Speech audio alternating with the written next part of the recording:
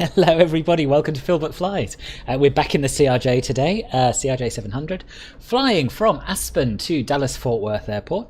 Both Asobo handcrafted airports, both rather nice.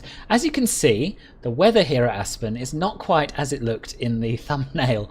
And I think, as always, MSFS live weather has gone a little bit overboard with the fog.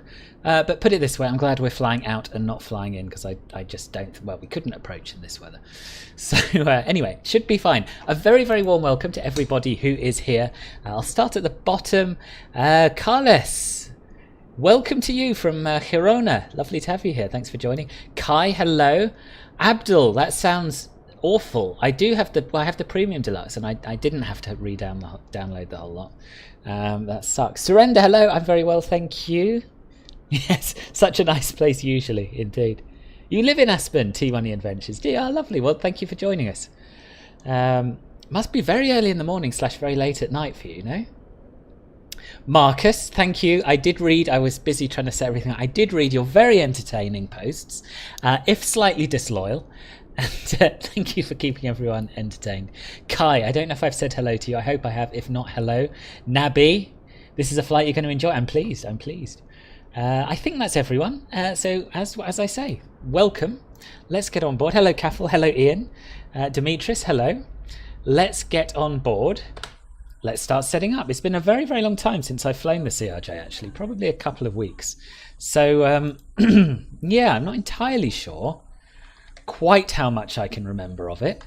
But let's go over to... So we've got the stairs. We've got the door open, stairs down, wheel chocks in place. That all looks good.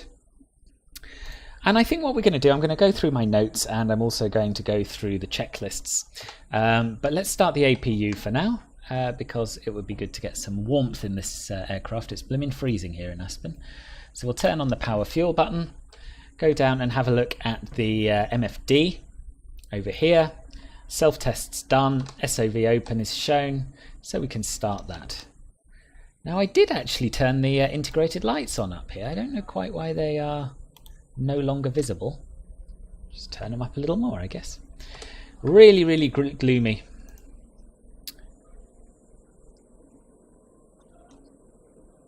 I'm pleased you're excited about the CRJ, Keffel. I'm pleased. No one voted for it, but I'm doing it anyway. How was last night? Yeah, it went all right. Not only did I manage to depart, but I managed to land this morning as well. So for those of you who aren't yet aware, I've reinstalled P3D, and I'm going to do a little bit of streaming in that in due course, because I really, really missed the PMDG 747, and I quite missed the FS Labs A320. So you're going to be seeing those planes on stream soon. Obviously, it's going to be ugly compared with MSFS, but the good news is it's working quite well, and I managed to do a flight all the way from San Francisco to Heathrow without anything going wrong. You don't understand how you can go from flying the Airbus to the CRJ. It's the challenge. It's the challenge, Douglas. I like to get a bit more involved, especially when it works. Gabby, hello, welcome to the stream. Just have a slurp of my tea. Okay, so the APU is online. Well, this isn't the first flight of the day, so we can skip a lot of the checks that we would need to do if it was. We're going to turn the nav light on, because that's obviously important while we're connected to power. There it is. The irises are already set to nav, so they're aligned. Let's go down to the CDU and start putting some data in there. So position init page, next page, previous page, next page, that's the one. Copy the GNSS1 position, go back a page and plonk it in the set position field. And now we'll go over to flight plan, and I have done a sim brief flight plan, and I believe, if I remember rightly, we just have to put the departure and destination airports in here into the scratch pad and plonk it in route. Yes, and our flight number should have come up. Is anyone else finding the display slightly blurry? Is it my eyes? I'm sure they were a lot sharper than this before. Anyway, never mind. Press execute. Boom, there's our flight plan. Nice. Yeah, you saw me play P3D on Discord. It's good, Kami. It's good. It's ugly, but it's good. Planes that work properly are my favourites. That sounds like a good tip, Kai. Am I going to do long haul streams and leave them on like that overnight? I think I will. I've been umming and ahhing about that. I certainly don't think I can sit and talk and look at the screen for more than 7 hours at a time. So yeah, I think I will probably. Do I like the CRJ cockpit layout? I do. Yeah, I do. It feels quite homely, doesn't it? Except when it tries to kill you, then it feels less homely.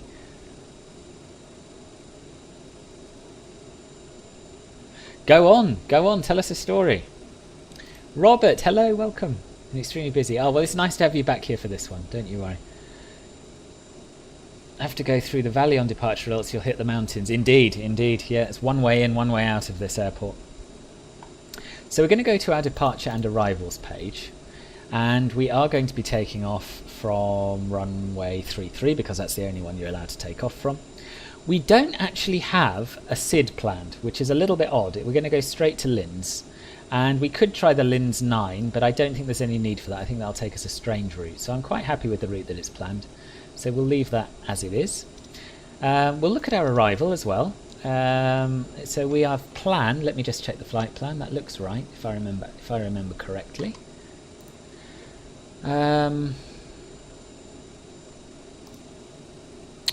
Hovem 4 arrival, actually, according to SimBrief. Strange that that isn't showing up, isn't it? Normally it imports it perfectly. There we are, Hovem 4. And what's the weather doing at Dallas? Let's have a look. .META KDSW. DFW even. So winds 340 at 13. So we definitely don't want 18 left.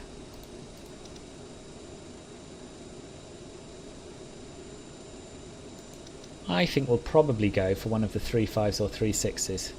Let me just have a quick look at the charts, which I will show you when we're on the way. Do the first 2 hours of departure and then come back about 2 hours before arrival. Yeah, that's what I would do if I was going to do it, and I think I will do it. I just need to make absolutely sure everything's working, and I've got a few more tweaks to make it look as good as it can, and particularly when it comes to traffic. New flight from SimBrief.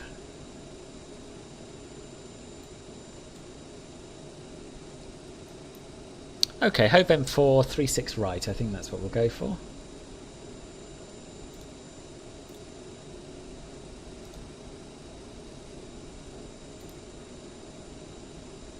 Yeah, that sounds good to me. That'll even put us quite near our gate if I remember rightly.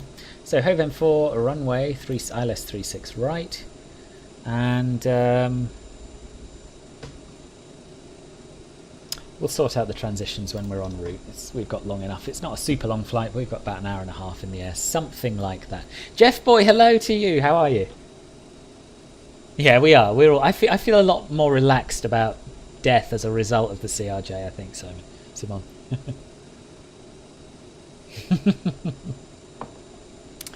Sorry, Douglas. It's gonna happen. It's gonna happen. Paolo, hello to you. Welcome back. Yeah, I'm all right. Thanks. How are you? Have I considered beating your A350 long haul with my new toys? I hadn't, Kai. I hadn't. But watch this space. Put it that way. Watch this space. Blurry screen. You have the same feeling. Yeah. I hadn't, to be honest, this is my first flight since that 1 GB update. I don't know what on earth that's done. Starting to wonder if it's messed up my graphics settings somehow, actually. Let me just go and have a quick look. Oh. Right, settings general. Graphics. Yeah, maybe it was, oh, it's the driver update that's done it. Now, bear with me because my sim is going to look rubbish unless I change this. So what I'm going to do is go to my own YouTube page where I have a link to the image of my graphics settings, and then I'm going to put them in. This is the trouble with just streaming and not having flown the sim for a while. Things go wrong. Right. Here we are. So we want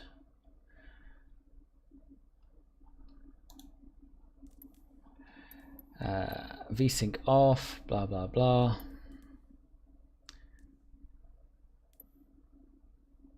We want render scaling set to 100. We want terrain level of detail set to 125. Ultra, ultra, ultra. High. Yeah, so I think this is NVIDIA that's done this. Set that to 135. I thought I'd set it so it wouldn't do that after the recent update, but there we are. 16 times 4x4 texture super sampling, texture synthesis to ultra, water waves to medium, 1536 shadow maps, 512 terrain shadows, contact shadows high. This is good entertainment for you lot, isn't it? You're lucky. Ambient occlusion high. These two to ultra. Light shaft, a bloom is on. Depth of field ultra. Motion blur off. Lens correction off. Lens flare, sorry, on, and lens flare on. Glass cockpit refresh rate medium. Okay, apply and save. We'll see if that's made things less blurry. Yes, it has. So Marcus, I would advise you to have a little look at your graphics settings. Hello Captain Reese. Hello GC Bounds. Welcome to the stream. Oof, that's a heady combination, Reese. Okay, so now the aircraft doesn't look dreadful. We can carry on. So we've done our departure, we've half done our arrival. We should sort out our weight and balance at this stage. So, go to performance, and I'm going to bring up my flight plan. So we want 4989 of fuel.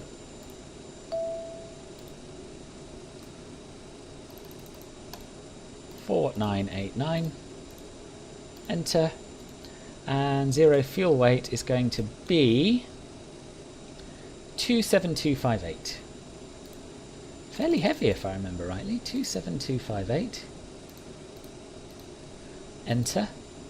Set payload in simulator. Press it twice to get the balance more central.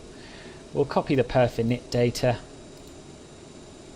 And then we'll go down to the perf page and start setting that up, I think.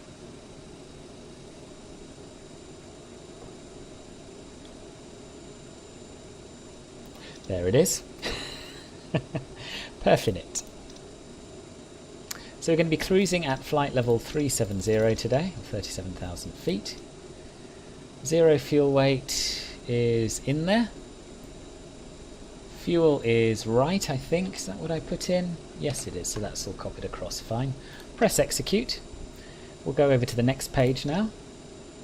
We'll put in our cruise wind component from the flight plan, from the OFP, which is +42.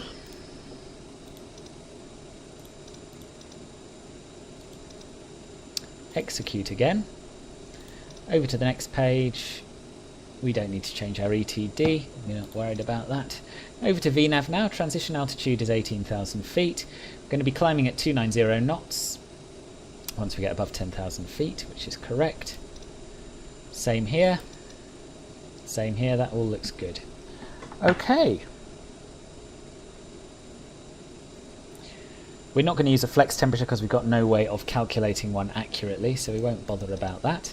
But we will now sort out our V-speeds by going to settle. It's calculated them for us, as you can see. 140, 140, 156. Hello, Kirill from Paris. Bienvenue. Oh, I'm pleased the weather's getting better. Yeah, it hasn't been that bad in London. Well, actually, no, it has. It's been below freezing but at night, but it's lovely and sunny today. Is there ATC? There's no one online at the moment, T-Money, but we are flying on VATSIM, so you never know. Someone might show up, which would be nice.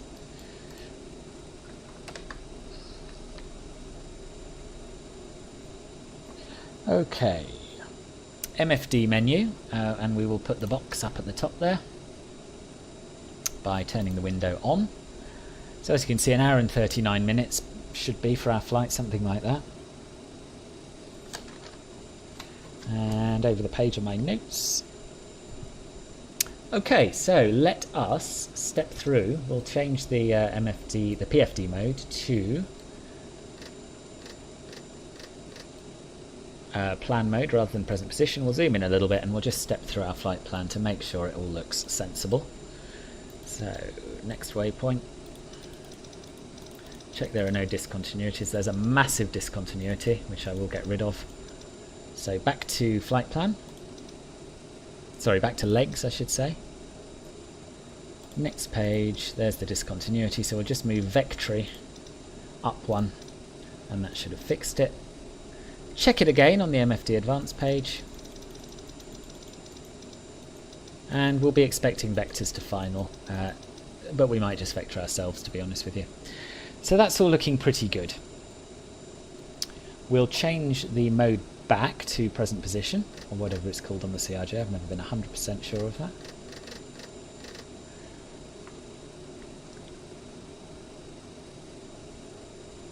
We'll tune our radios now. We'll get Unicom set.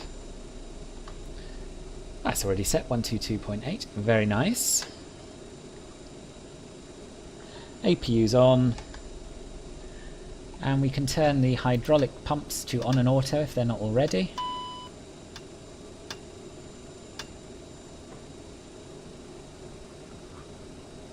And we'll just whiz through our originating checklist, I think, because, as I say, it's been a long time since I've flown this.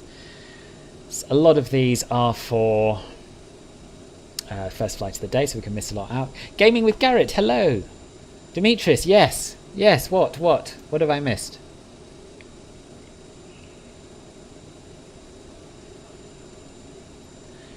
Nathaniel, is the CRJ the most stable aircraft by far in Microsoft Flight Simulator 20? No, I don't think so. I think it's depends what you mean by stable. I haven't had any crashes to desktop, but it is still quite buggy. I think the CJ4 is probably the most stable and most complete aircraft. Right, anti-ice panel. We haven't done that. Do that now. So we'll turn on our windshield heat to low. We will turn on our probe heat after we start, and we'll turn on the cowl anti-ice as well once we've started. Logo light can come on. Emergency lights should be armed, are they? Yes, they are. No, they're not. Looking at the wrong one. There we are. The ELT is armed. The emergency lights are now armed. We'll make sure that the no smoking and seatbelt signs are set to auto. No smoking can stay on, and seatbelt can be set to auto. Changed my mind. They're both going on because we definitely want them on now, and the seatbelt sign didn't go on automatically. Okay, nose wheel steering is off. Clocks have been set, instrument panels checked, upper pedestal, thrust lever quadrant, avionics, trims. Right, we'll go down and engage the yaw dampers. We haven't done that. And while we're down here, we'll push the stab trim and Mac trim switches as well.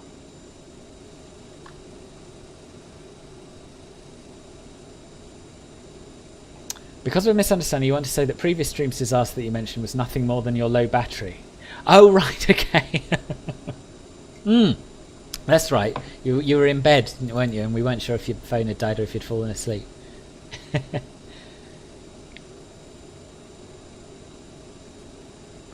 There was nothing wrong with my flight. Good, thank you, thank you.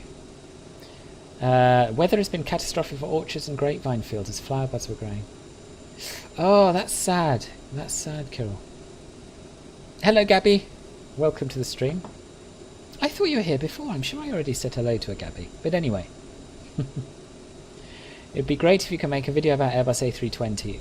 I've done one, Furkan. Check my channel. Well, actually, I haven't done all of that, but I've done From Cold and Dark to Startup. Which is a beginner's tutorial.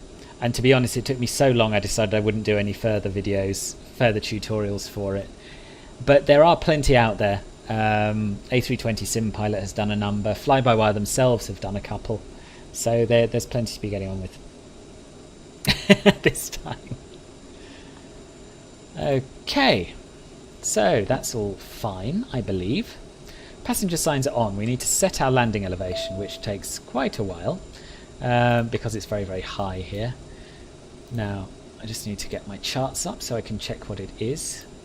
It's the one thing I didn't do to prepare for this flight, get my charts ready. 7,680. So what I'm going to do is open this panel, which you can't see unfortunately, but I'll just set it up and then I'll show you what I've done.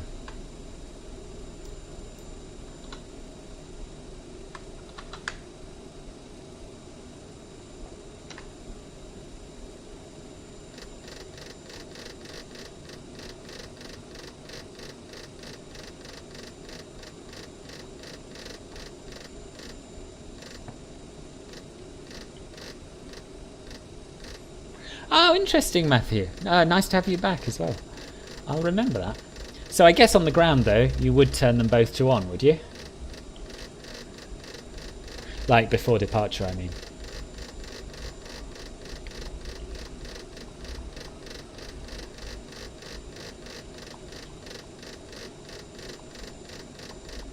Ooh, this is a slow process, setting the landing elevation with a mouse wheel.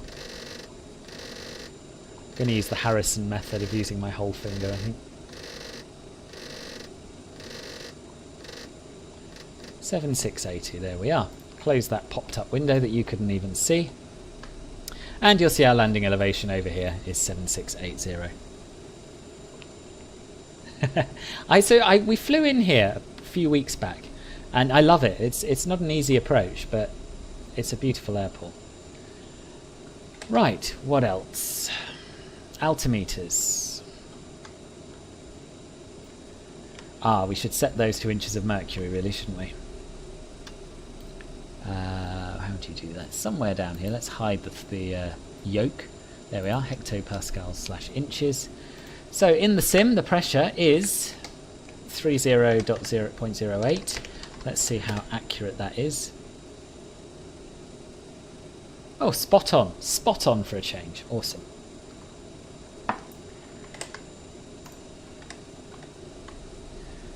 IRSs are aligned, set to nav, radios and nav aids are set, takeoff briefing will say is complete. There's nobody to brief. Okie dokie, let's get the beacon light on. Fuel pumps on. Yes, both to on. When you turn the seatbelt sign off on cruise, you put it on auto. Okay, and when you put it off on the ground, it goes into off, so you only use the off position when parked at the gate. Brilliant, thank you. Rest of the time it's on or auto when you want it off. Marvellous, you are a real asset to these streams, you really are. Hydraulic pumps I've done, parking brake should be set, I believe.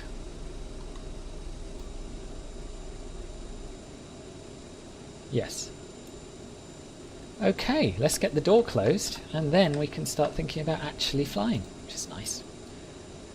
We'll take the chocks out while we're here as well.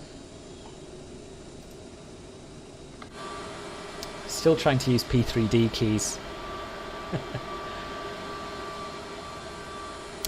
Now, I don't know, Matthew, you can tell me if I'm right or wrong here. I don't think we'd need a pushback here, would we, in this aircraft? Could we just start it up and swing it round?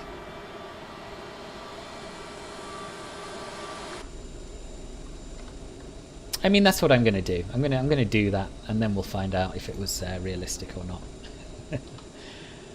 I guess you may not know the answer yourself. Of course, I don't remember if you fly to Aspen.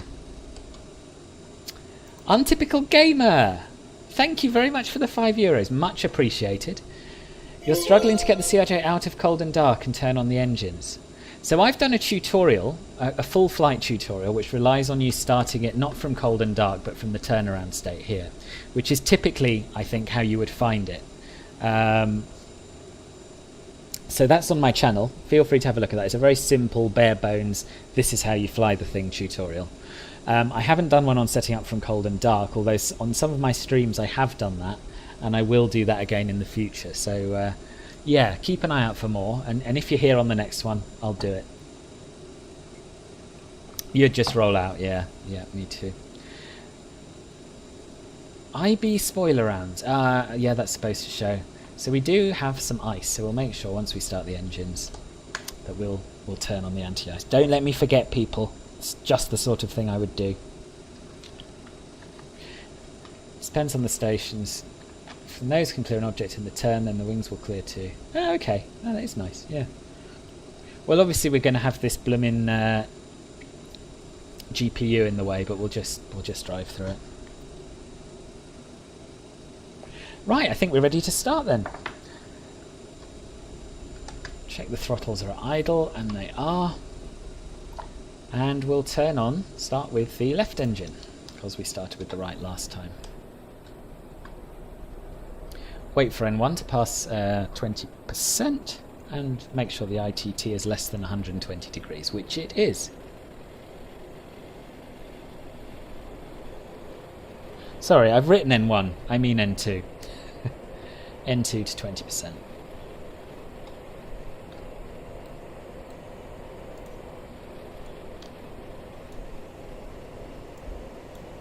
Yeah.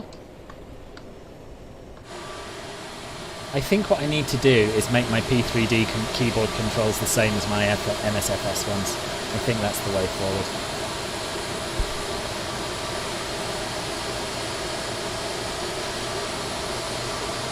Just roll out, there's no ADC to yellow. True. The CRJ struggled to take off from a 6,900 foot runway. Really? Well, I've got to be honest, beyond what I showed you in that tutorial, which is the basics, I'm not an expert on the CRJ. But it shouldn't be doing that. So my advice would be to head over to the Aerosoft forums and see if you can get some help on there. Right? There will be people there who can sort of troubleshoot with you, I'm sure. Another question, do I know the difference between X-Plane CRJ200 and MSFS CRJ700? No, I don't. I've never flown the 200. I don't know much about it, to be honest. Nor have I ever flown X-Plane. So no, I'm not an expert on that, I'm afraid. Hello, William. Welcome to the stream. Lovely to have you here. So that's engine 1 dealt with. And we'll do the same all over again because it was such good fun. With engine 2. So again, waiting for the N2 to pass 20%.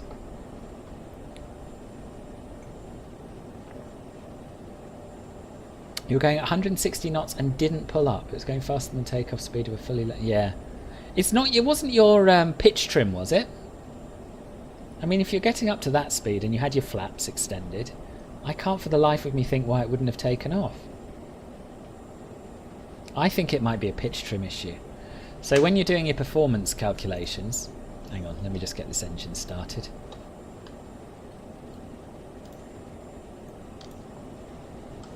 When you're doing your performance calculations, it gives you a takeoff trim setting here. So mine is 6.5.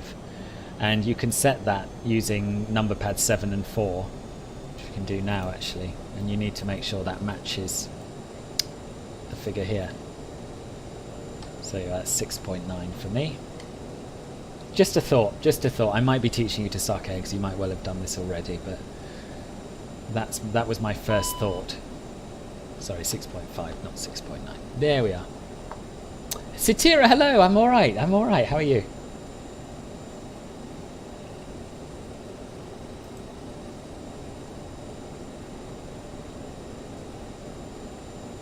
You've took off on the CRJ700 and 1800 metre runway rather easily. Yeah, it could be weight and balance. That's another idea. Yeah. Okay, so that is our engine started. We'll go up to the overhead panel, make sure the generators are in auto. I know they are because I started from a saved state, so we won't fanny about too much with that. We'll turn on the crossflow auto override. Bleed valves are set to auto. We'll turn off the APU. Press the start-stop switch, and then we need to wait for the APU to spool down before we turn off the power switch. We'll turn on the anti-ice now. We're going to go with cowl and wing because this is Microsoft Flight Simulator, so you know things will be bad. So I remembered that. Now don't let me forget to turn it off because that's caused me some climb problems in the past.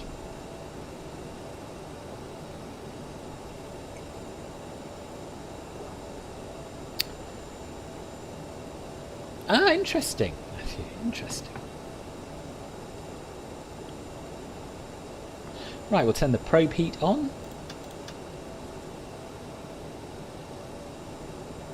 And we'll do the after start check. Well, we'll set the flaps to 8. It's 2 clicks. There we are, flaps are set to 8. Trim is set. We don't need to do a flight control check. Let's do the after start checklist.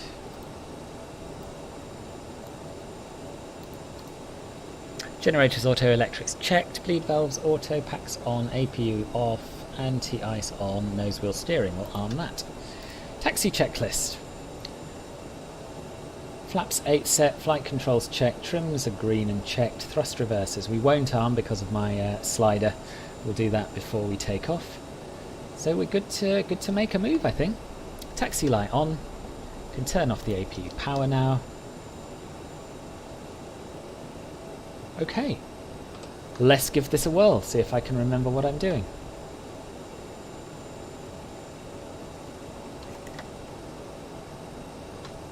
What runway are we going to again?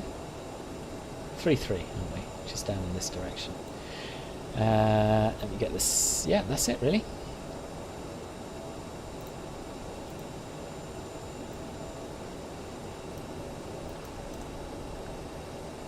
Aspen traffic, SkyWest 3111, taxiing to holding point, runway 33. Instantly forget the name of the runway as soon as I push the push to talk button. Parking brake off.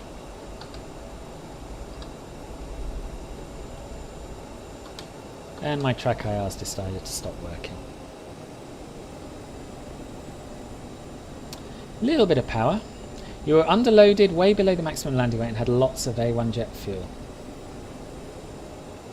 Strange. Oh, it's alright. I've understood everything you've said. Your English seems good to me. Good day, Dingo. Welcome. Why aren't we moving? Had I already taken the parking brakes off? Oh no, it's just really sticky here. I remember now. You need loads of power to get moving for some reason.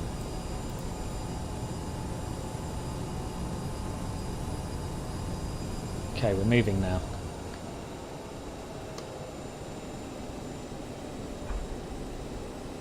And again, you see, you go to idle thrust and it just stops dead. Which doesn't happen at other airports, I don't know why.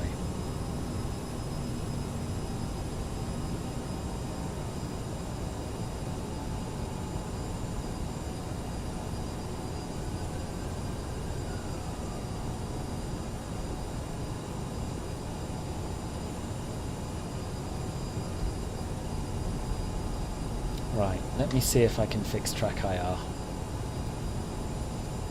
Because I do really like being able to look around. That's why I bought it. I tell you what, we'll get the taxi done and then we'll have a look. Because otherwise it's going to end in tears. How's life for you, Dingo? Benjamin, hello! Feels like it's been a while. Welcome. That's very reassuring, Matthew.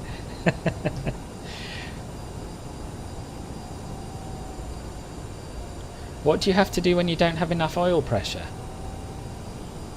You should always have enough oil pressure in the sim.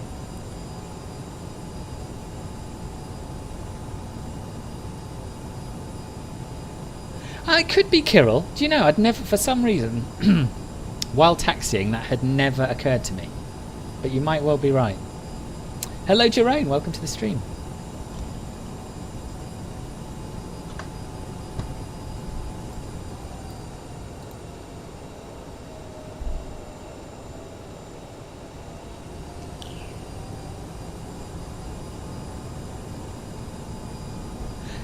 It has. It has.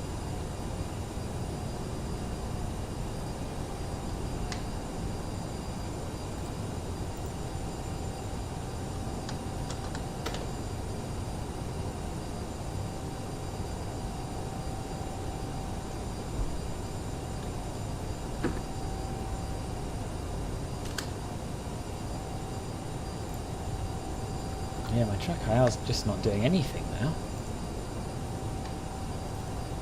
That's really weird. Oh well, we'll just slum it. We'll do without.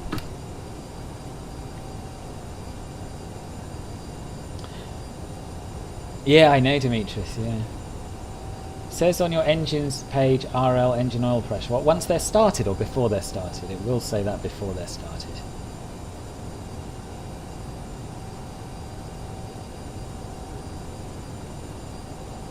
You won't get the pressure up until you start them. What version have I bought? What of Microsoft Flight Simulator? I got the Premium Deluxe, which I personally think is worth it if you want the airports that are included with it. It's certainly not worth it for the additional aircraft. Es geht mir gut, danke Benjamin. Und dich? Und dir? Und dir? Not und dich. Aspen scenery comes with the sim, Fernando. It's one of the default Asobo handcrafted airports.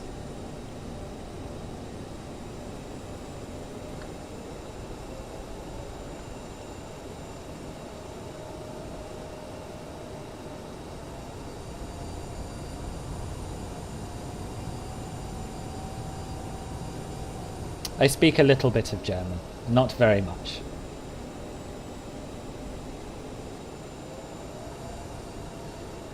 Right, let's stop here and get some things organised.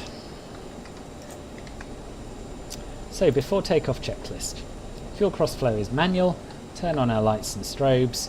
Strobe light before we go on the runway, of course. Landing lights once we've been cleared for takeoff, but we'll assume we have been. Flight attendant advised. Transponder and TCAS. Transponder should automatically, I believe, let's just check it, set to 2000. Actually, in America, they set, I think, on VATSIM, they set it to 2200, so we'll do that. If you're not actually... TCAS is set to auto. Above and below, fine. Yeah, sorry, the 2200 is if you're flying IFR and haven't been given clearance because there's nobody online. Gut zu hören, mir geht es gut. Good to hören, Benjamin. Benjamin. A month before his death, he started to watch The Crown. All right. Jeroen, nur was ich... Nein. Nur ein bisschen. Ich habe es in der Schule studiert, aber ich habe zu viel vergessen. Right, before takeoff checklist, what are we doing? Too much German, can't concentrate, makes me embarrassed speaking other languages. Good, lights and strobes on, fuel crossflow manual, attendant advised, that's done. Let's just have a quick look at VATSPY, because sometimes people don't say anything on Unicom and then get cross when you line up. I don't think they should. They should have said something, I shouldn't have to look at some map. But anyway, I will.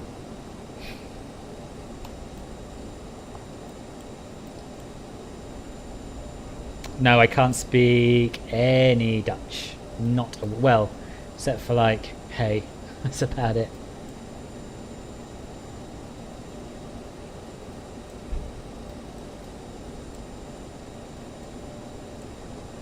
KASE, now there's nobody about. One inbound. So let's get lined up. Ooh, we should turn the recirculating fan on as well. I always forget that. I don't really fully understand what a recirc fan does, to be honest, other than move air around in some way, shape or form. But I think it's supposed to be on. Takeoff config OK. I think it's all going alright, isn't it? Flight director on. And we didn't move, so I assumed I had the parking brake set, but I didn't. I did turn on anti-ice, yes, thank you, GC band. Guten Tag, Kevin, wie geht's? Good, I'm pleased, untypical gamer, I'm pleased. Mossy, hello, how are you? It's Beanie Yonks. Don't forget to set reverse, thank you. I will do that once I'm lined up. I probably would have done. Forgotten, I mean. I probably would have forgotten.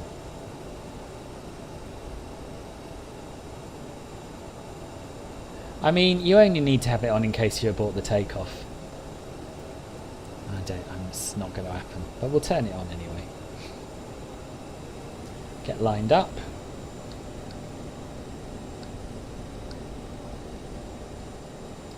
Okay, reverse thrusters, armed. We'll sync the heading.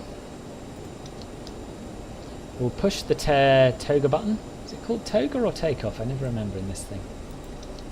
That's that one because I can't remember which screw it is. Got takeoff showing. We should have our speed automatically set to V2 plus 10, and we have. And I'm just going to go through my little takeoff notes because it's been so long. So long. Takeoff, forward pressure till 80 knots, positive rate gear up. Pitch 15 to 20 degrees nose up to maintain V2 plus 10. 600 feet autopilot allowed. Speed and nav on. 1,000 feet accelerate to 250. Retract flaps 180 and 200. 10,000 accelerate to 290 knots climb. Right, let's do it. Let's do it. Start the chrono. And here we go.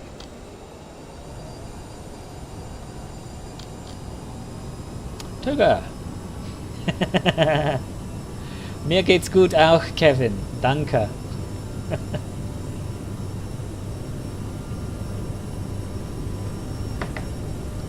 Should have got my view sorted, really. It's helpful for takeoff.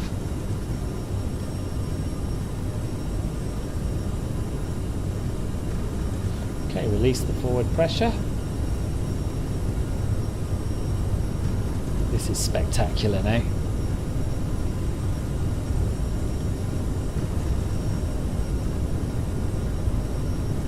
And rotate.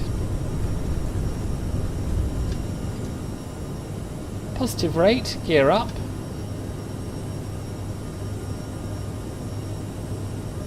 Slightly less of a positive rate than I would have liked, but hey ho.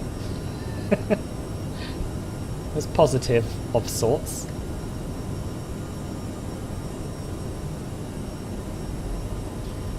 And we're 600 feet above ground level now, so let's get the autopilot on. Full up.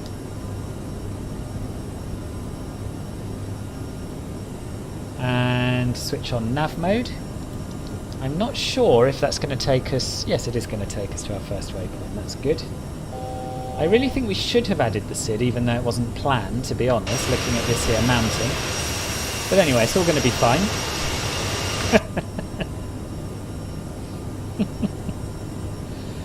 Oh dear.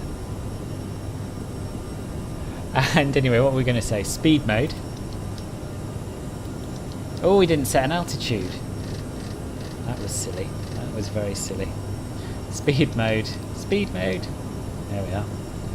And we're going to accelerate to 250 knots now.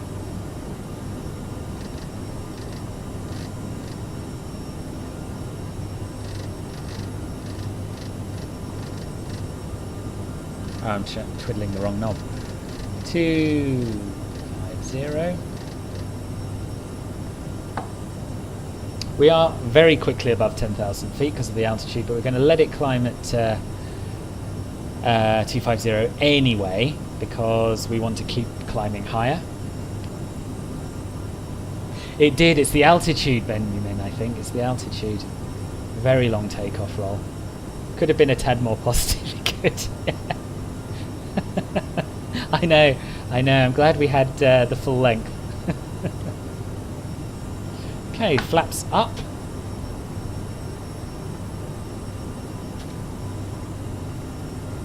And we've got our anti-ice on as well, which doesn't help. I'm almost slightly glad that that we're in cloud. I think it would be even scarier if we weren't. Terrain radar doesn't work in this in the CRJ. It doesn't have one. Thank you, Caffel. Thank you. Sync the heading. Heading synced. You're going to make me do it every time I turn on you. I need that, though. I need that.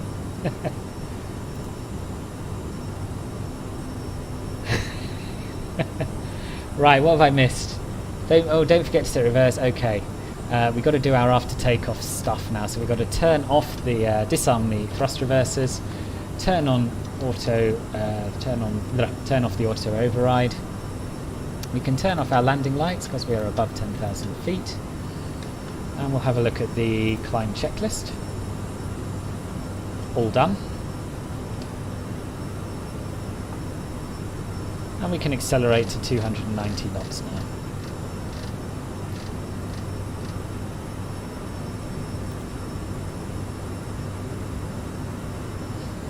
Your CRJ needed 11,000 feet of runway. It's about 970 feet above sea level. Wow. It's a lot of runway. Danke, Sitira. What was this about? Just increases the airflow out of the vent. Ah, that's the recirc fan. Makes a pretty big difference. Let's put a number and say double the amount of air coming out. Oh, really? Okay. There we are. I'm learning a lot today. Yeah, I'm sure. I'm waiting. Heading sync becomes an obsession. Yeah, I'm waiting for it to become a compulsive obsession. Still, I forgot to wind the altitude up.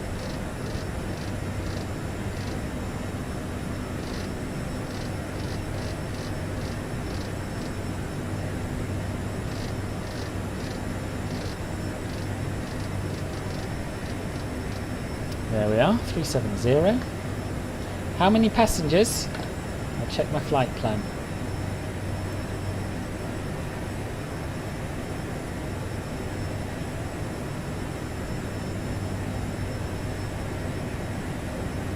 $67.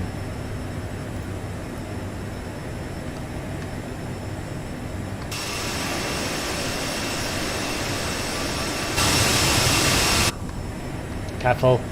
Just for you. No one else, look. Control C, Control V. Yeah.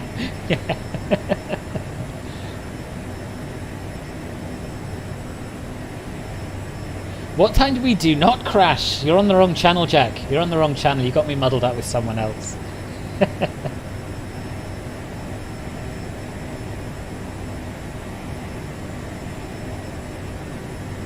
It is beautiful though, this plane, isn't it? Any cargo? Don't think so. No, no cargo.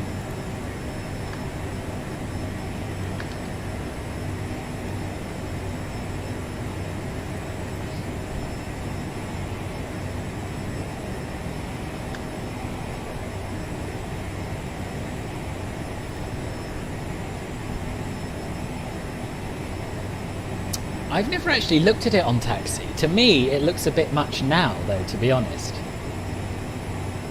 Oh, and we're above the clouds.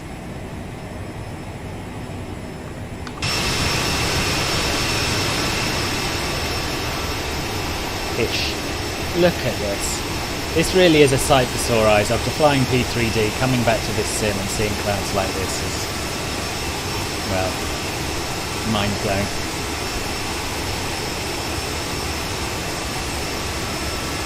Looks like the cockpit has been updated. I don't think so.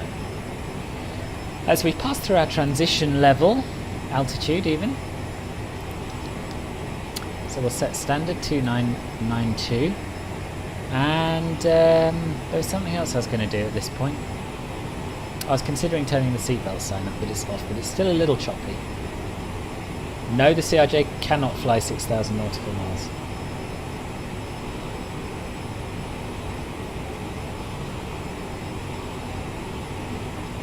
It's all go today, isn't it, Caffel? Copa del Rey final, Barcelona versus Athletic Bilbao, Prince Philip's funeral, and, most importantly, my flight from Aspen to Dallas-Fort Worth. Always sunny above the clouds. And this is the thing I'm most jealous of pilots for, getting to see the clouds every day. Let me sync my heading before I get reminded again. It is a shame you can't see the beautiful mountains, but we did on the way in. It was a lovely, lovely day on the way in. Absolutely stunning. I know. Do you only fly this sim, Ian? I can't remember. Or do you fly... Oh no, that you do, don't you? You're thinking of getting X-Plane. I remember now. Yeah.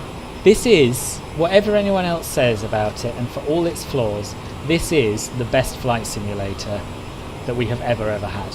It's just staggering. And I can't wait for all the additional planes to turn up, but honestly, I could quite happily fly this, the CJ4, and the A320 for another year, I think. Oh.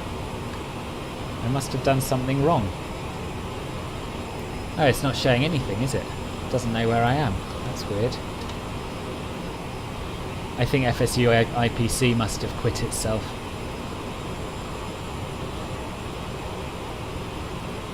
There we are. That's fixed now.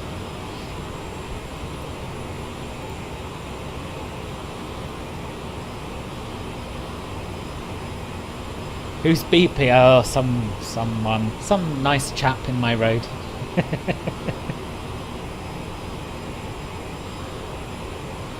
He said, oh, you said what? Oh, this, about this sim, yeah.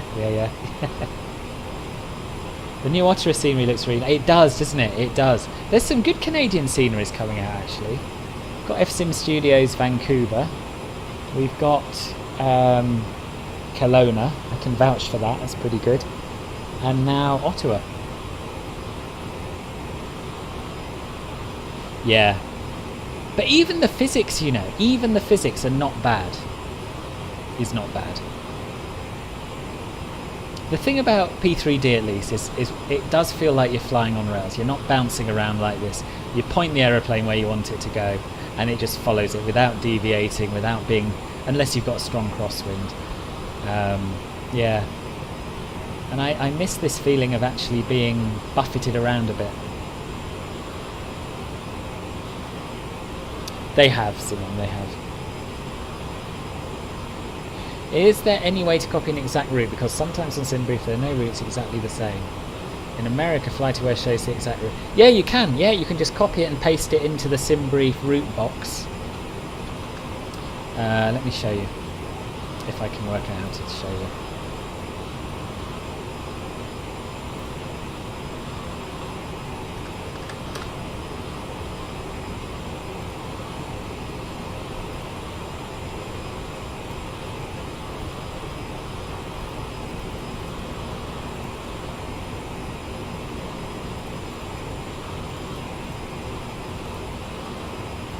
Hang on a minute, bear with me.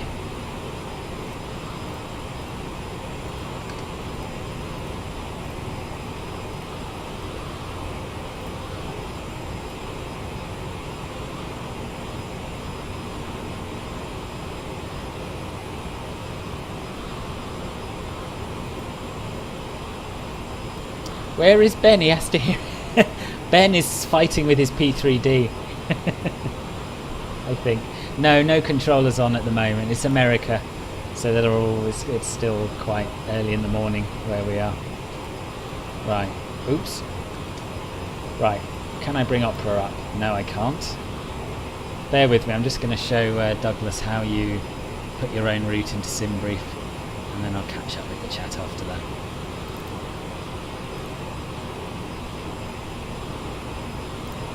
There we are.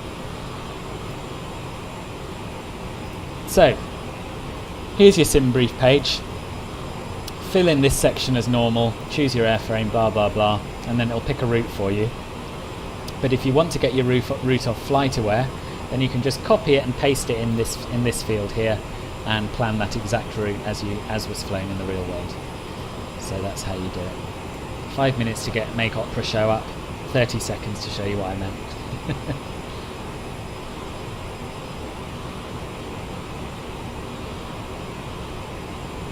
£43 isn't bad if you want that Zebo mod.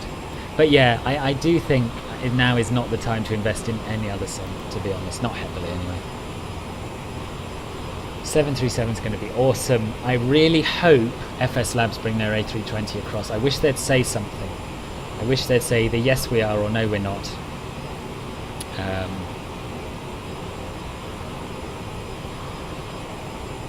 I wouldn't hold our breath. I don't think we should hold our breath because it took them 10 years to get the FSX version done from when they first announced it. So it certainly won't be anytime soon, I don't think. But I'd love to be proven wrong. So it hasn't switched over to Mac hold, which is interesting. It normally does. Do it ourselves. Dial it back to Mach 0.74. Or maybe even less. Matthew, you were saying sometimes you fly faster, sometimes you fly slower than that, right?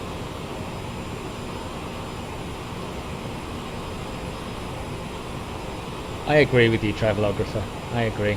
Hello, Fizzy. Welcome to the stream. How are you? Definitely too nitpicky. Yeah. Oh, but Benjamin, the FS Labs. 10 years of development. It's a proper study level plane. I don't think we need the Aerosoft A320, but I don't personally think that F-fly-by-wire will get up to FS Labs standard. Clement, don't you worry. Nice to have you here. Travelographer, yes. As Benjamin says, yes, I do think it will. Oh, you know how to do it. Sorry. Oh, in Europe, is there a way to do it? Not that I know of. Not that I know of. But often SimBrief will bring up routes.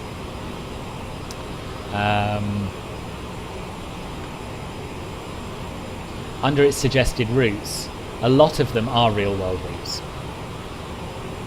Not all. But no, I don't think it is as easy. Never fly a plane as accurate and detailed as PMDG. Except FS Labs. Except FS Labs. You wouldn't climb any slower than Mach 0.74. Okay, thank you. Honestly, I think PMGG planes look better, but for systems depth, the FS Labs Airbuses are just unbeatable so far. No, I don't know either, Jack. I think there are going to be some hardcore simmers who won't make the switch to MSFS. But yeah, they're not going to have it anywhere near the reach they could have if they did bring it in. Am I in multiplayer? This is effing VATSIM, Felix. Effing VATSIM, I'm afraid. I'll keep the faith. I'll keep the faith. You climb at 290 to 320 until 0.77 to 0.82 normally. Okay, oh, I'm going to write this. This is good stuff. I'm going to write this down. Where's my blooming pen?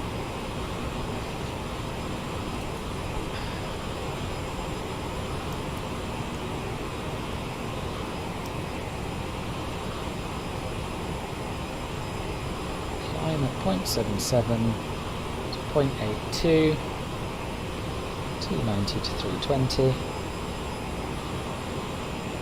unless trying to clear weather.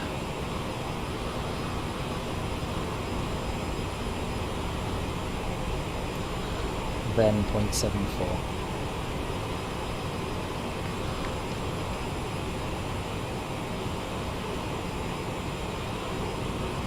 So because the anti-ice is making us climb so slowly, and because we have these clouds, I am going to stick at 0.74 for now. And hopefully we'll get above the clouds soon and can turn it off and climb a little faster. You actually love FS Labs. When you started and didn't know how to start the plane, you had engine start problems.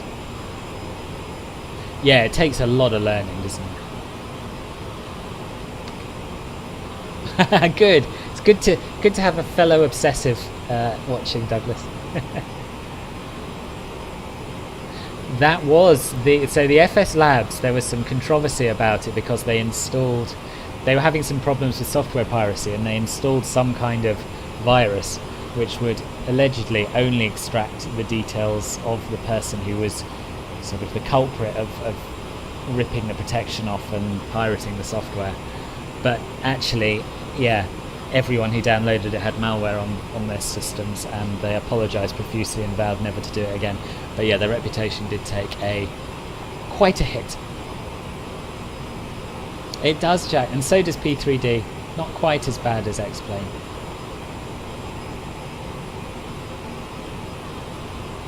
True, Travelographer, true. The simmers will be here eventually, maybe in a year or so. Yeah, they will, it's true. How's the flight going? Kai, yeah, it's going well. It's going well. We haven't had any major disasters yet. We're climbing very slowly, but then we are very high with anti-ice on, so it's to be expected.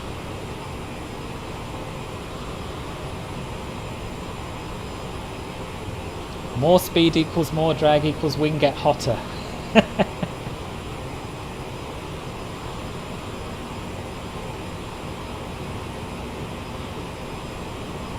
No, I didn't know that. Congratulations. It's awesome when something like that happens.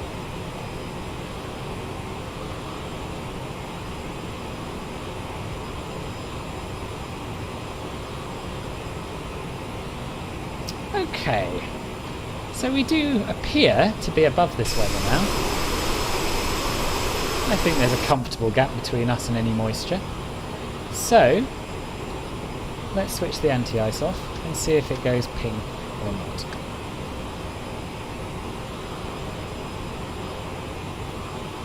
No, seems to be okay.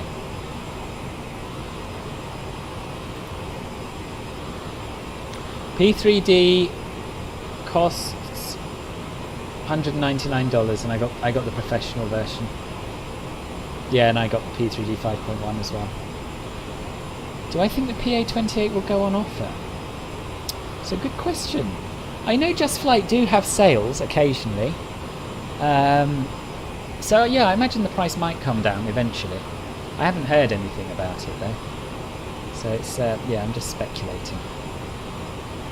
Anyway, now we are very nearly at cruise. It's probably time to tell you a little bit about how you can support the channel. So I'd love it if you subscribed, I'd love it if you click the thumbs up button, but you can also make a donation via streamlabs.com/philbertflies if you would like to. That's preferable to using Super Chat, although that is another option. And you can join Club Filbert, which is my YouTube membership program, gives you access to certain perks, and there's more about it coming up in the chat. Christopher, hello, haven't seen you for yonks. How are you doing? Hello John, nice to see you too. You kind of like the level of the fly-by-wire because it's a lot better than the full, but not ridiculously hard to learn. Yes, yeah, to be honest, once the fly-by-wire gets working VNav, I think that's all I need from an A320 as well.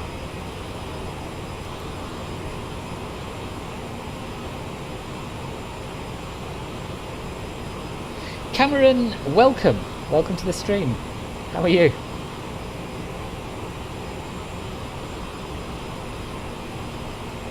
That's not bad, is it? 2 to 5 seconds.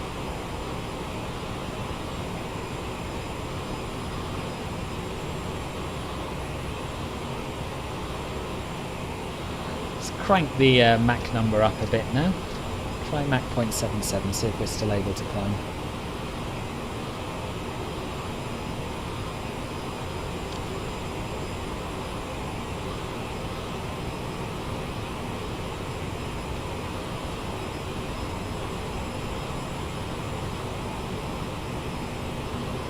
You're drooling over those classic 747s. Yeah. They were... Yeah, that was one of the first proper add-ons I got, was an old 747-200. Brilliant plane. Hard to fly on your own, but brilliant plane. Is RNAV a lot different to an ILS? It's not a lot different. So the advantage of an RNAV approach over an ILS approach is, first of all, you don't need any ground equipment because it's all done by GPS, so you don't need beacons.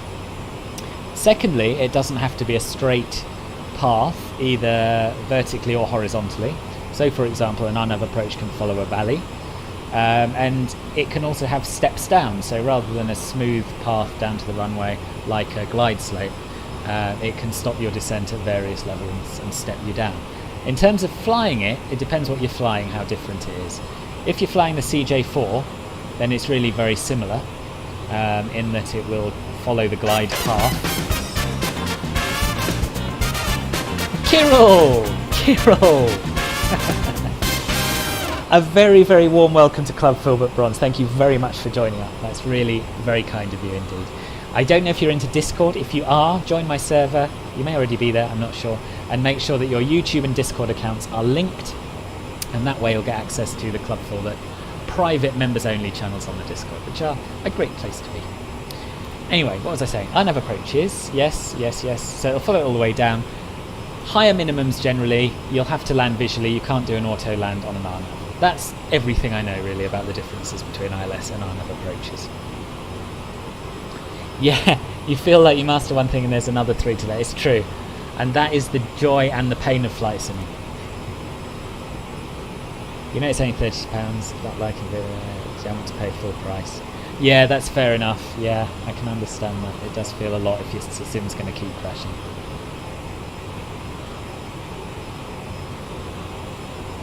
The A320 has working ACARS as well, Jamie. I think, doesn't it?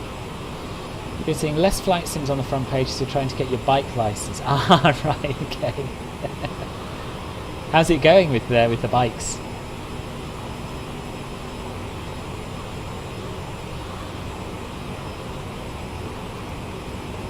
Benjamin, kein Problem. Bis bald hoffentlich. Tschüss. In my opinion, Android, Clement. I prefer Android. Nice music, caught you off guard, yeah. That's the celebratory Club Filbert music. What's the flight time? About an hour and a half, something like that, Cameron. You can see on the bar at the top how much longer we have left, and that'll show you our estimated time of arrival in real world time. Is VNAV the same as RNAV? No. No, it's not. So RNAV is basically similar. RNAV combines VNAV and LNAV to guide you onto the runway. VNAV is vertical navigation, so it's what we do in this plane when we're going up and down. The VNAV path is what takes us from our cruising altitude down to the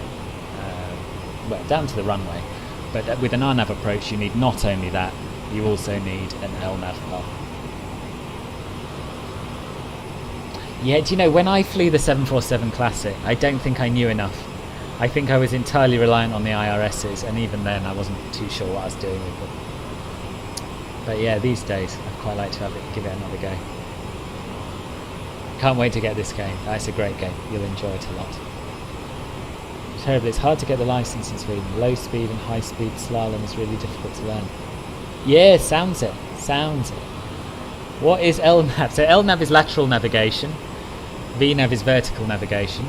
So LNAV is what happens when we press the nav button, basically. It's the path we're following laterally. Your sim keeps crashing to desktop when you open it. Now, I don't know if this is the reason. Probably not. I had exactly the same with P3D yesterday, and it was to do with the NVIDIA drivers. I rolled the NVIDIA drivers back to the previous version and it started working again. But I haven't heard of that problem affecting this sim. Excuse me, I'm going to get some water before I stop being able to talk.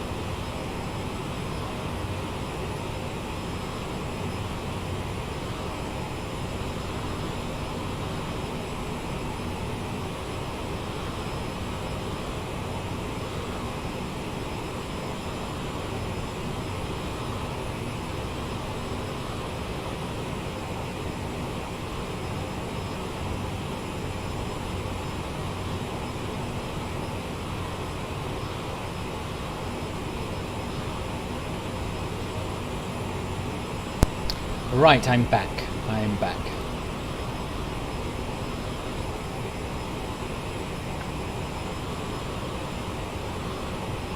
I don't know, Untypical Gamer. I wish I did. I haven't experienced that myself, so I can't really offer any suggestions. How do you link YouTube with Discord? So within Discord,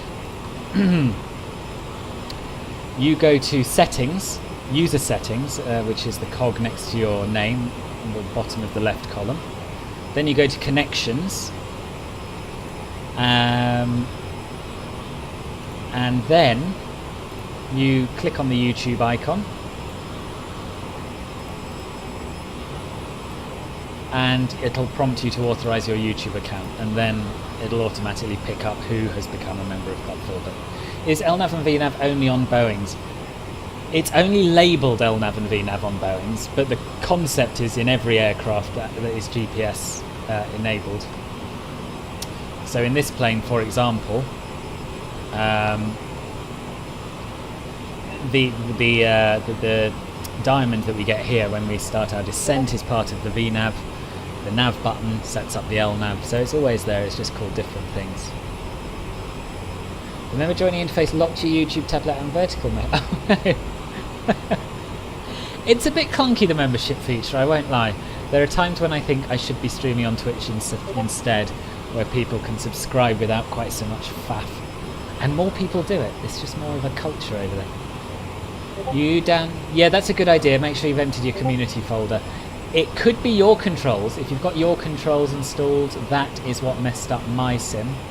I deleted that and then it was fine. But it could be anything that's in there. One YouTuber has raised over $500,000 on YouTube, but his goal is 1 million. Right. It was the first summer period after the pandemic. Oh, this is your story. Go on.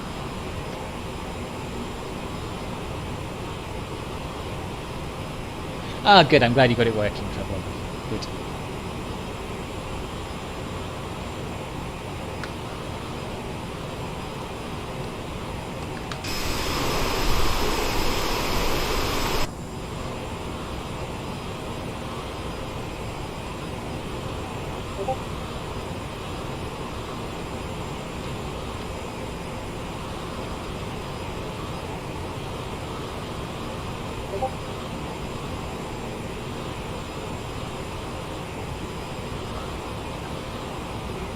On the Airbus, the typical ILS approach done now, or is this wrong in the usual approach in RNAV is... Okay, so which one is more common? I think ILS approaches are probably still more common. I'm not entirely sure. Matthew, do you know? Is ILS still the primary type of approach used? The RNAV approaches are becoming more and more common. But it depends on the airport. Some airports don't have ILSs, some airports can't have ILSs. And sometimes controllers will clear you for an RNAV approach even when there is an ILS available, because it works better for them for traffic spacing or what have you.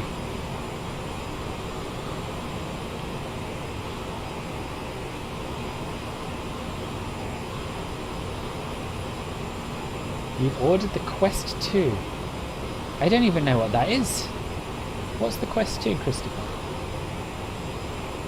Oh, I bet there's bad turbulence there, yeah. Do I like the idea of home cockpit? Up to a point, I do.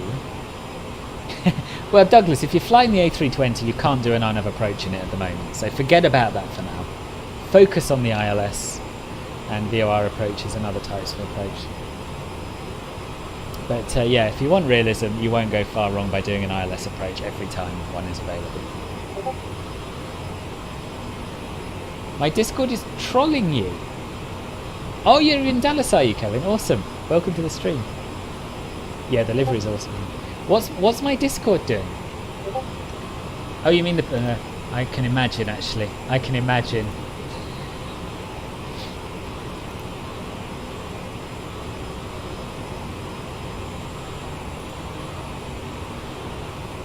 Get the old ban hammer out, Caffel.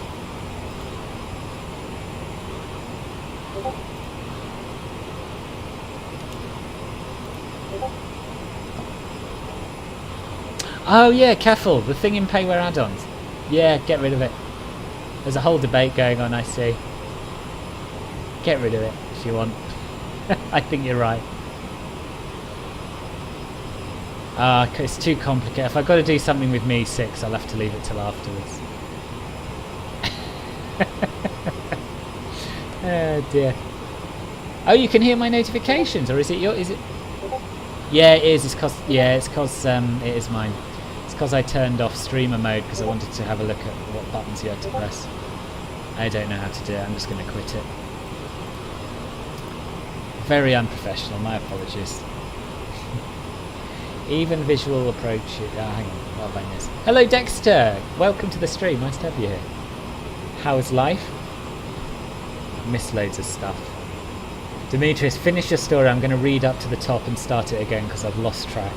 If an ILS is usable, you always use it. 95%. There we are. 95% of commercial airports. Can't argue with that. Oh, VR headset. Nice. Very nice. Jealous. Can you use the MSFS world map to set the flight plan, or do you have to use the FMC? In this plane, you have to use the FMC.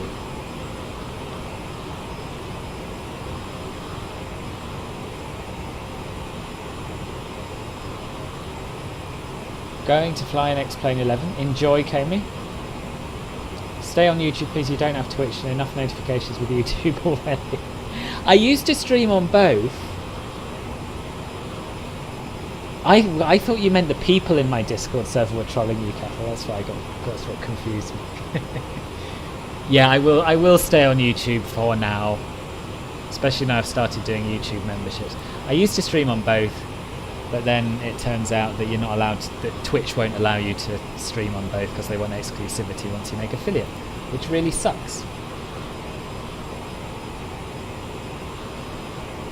No, CRJ should be fine at Innsbruck. Did the Aerosoft Airbus have RNAV? Yes. Yes. I'm pretty sure it did. Can a 737 land at Aspen? I don't think so, Julius, but I'm not 100% sure. Yeah, it is a good community. It is. Nice bunch of people turned up on my streams, and I'm very glad you all have.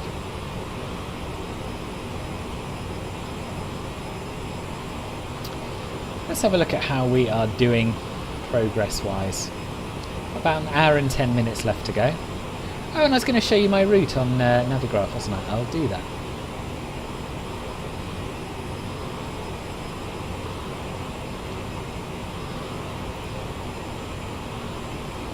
So this is a map of Aspen, which is of not much use now. Hopefully it'll show us where we are. No, it won't. Let's try restarting Symlink. That's really weird. It suddenly won't show me where I am in either this sim or P3D. Don't know why. But anyway, here's Aspen. You may remember that we took off, turned left and left again to come back on ourselves and fly south. So where are we at the moment? We are inbound to PNH.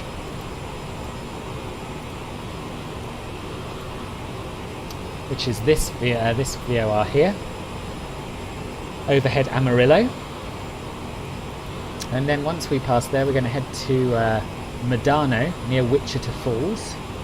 And then we start our star, which is the Jovem 4 star. If we open that up, I can show you what it looks like. While also finding out for myself.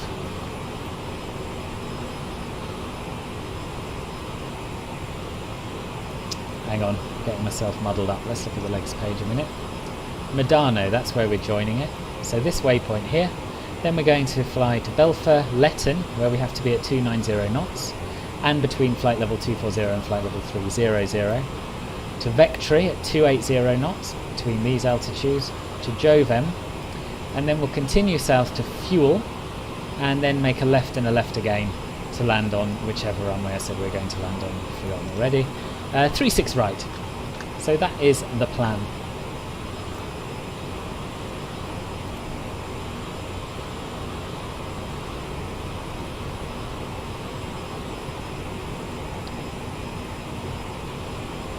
YouTube is better for watching streams on mobile phones. That's true, that's true. I like YouTube. I like YouTube. I just feel... don't know, I just feel that on Twitch more people would subscribe than would join as a YouTube member. That's really the only advantage, and I think maybe more people would find me. But I don't know, I don't plan to change over, certainly. Yeah, that sounds sensible, Douglas. Chat here is one of the best parts of the experience. Yeah, it is for me too. It would be very, very dull without this chat. Which air rack you mean? A newer one. The latest came in 2103.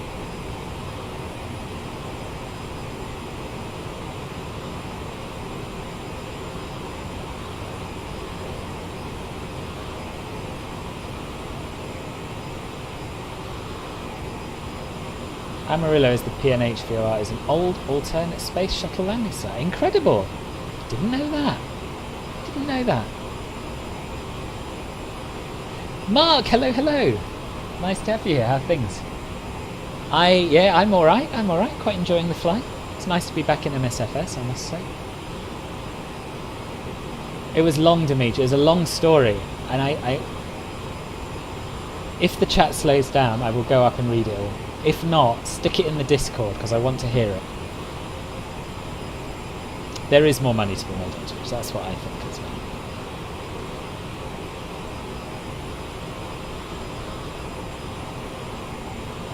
Oh, I wish you hadn't said that, Christopher. I hadn't noticed it was looped. Now I've heard it. Yeah, I don't like it either. I'm not allowed to stream to both, unfortunately, Ian, because I'm a Twitch affiliate, and they only let you stream to Twitch exclusively, whereas YouTube are happy if you multi-stream. That's what I used to do. I started streaming to both. Didn't read the small print about affiliate, and now I've scuppered myself a little bit. Could stream live on Twitch and then upload highlights of landings and takeoffs on YouTube and movie. I could. You feel a bit too old for Twitch. There is that. I know what you mean. I think there's definitely a younger crowd on Twitch, for sure. And a bit more of a mixture of people on YouTube. But, yeah. Join Club Filbert. And join Club Filbert Silver as well. If you're in two minds, oh, shall I go for gold, bronze or silver? Go for silver. Because you know if you're on Twitch, you'd have just clicked that subscribe button by now. Sorry for the off-topic question. Is it possible to reset the logbook or delete entries? I don't know, Jack. I would have thought it must be. I'd guess it was in your profile, but I've never tried it. I'm not sure. Glad you're enjoying the stream. Yeah, I don't actually look at my logbook. I use Volanta, and ever since I got Volanta, I haven't really bothered with the inbuilt logbook. Although talking of using Volanta, I haven't actually added my flight plan.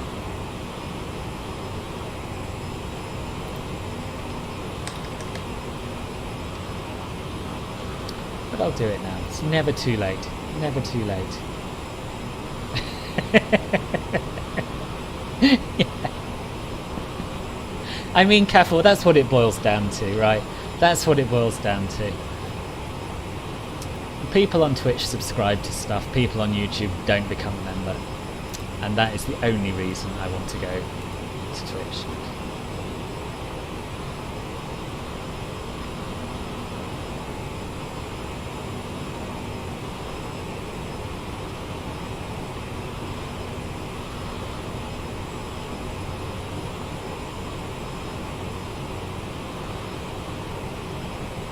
What was I looking at? Oh yeah, my alternate for thingy. KIAH.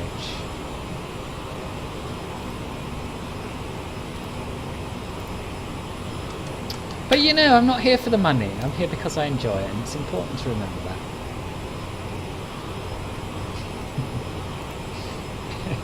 Do you remember you told me a while ago, a lot of SIDS and start? Yes. You realised 2 days ago it's because Navigraph was actually installed. Was it an old version of Navigraph? Because I've got the Navigraph beta data, and it's got more SIDS and stars in it than...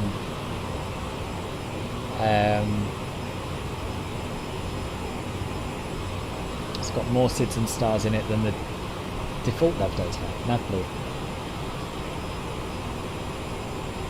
Oh, it wasn't installed. Ah, okay. Oh, there we are. Being a bronze member is much cheaper than being a subscriber on Twitch. I know.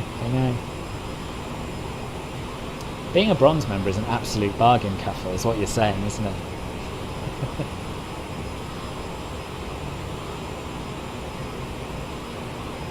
Oh, that's going to be a big job, Matthew. That's going to be a big job. Can you do them electronically these days, or do you still have to actually have a physical logbook?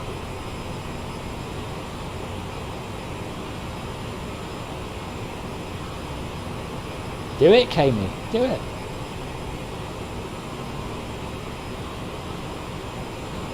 You don't have Discord. Ah, right, okay.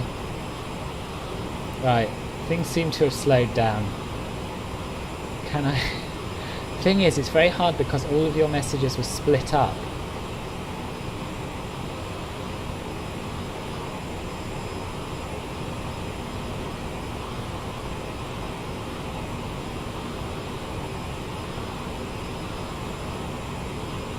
And they've dropped off, so yeah.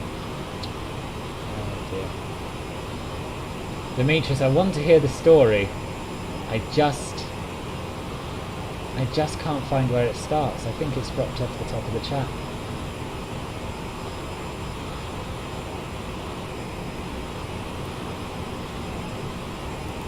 Email it to me. Email it to me. philbertflies@gmail.com. I'll read it out. There we are.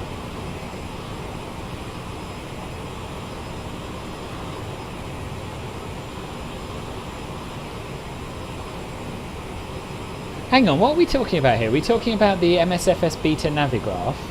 You didn't have that installed. But what do you mean the MSFS program was totally different to that? Or are you talking about the CRJ? The CRJ has its own installer. Could be that.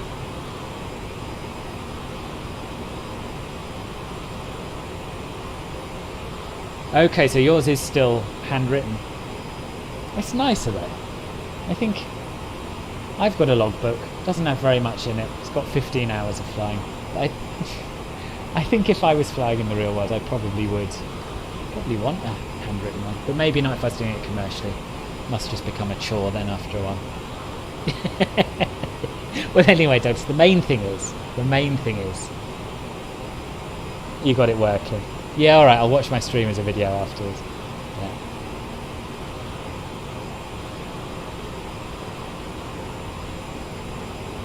That's the added benefit to streaming on YouTube. Of course, you can rewind.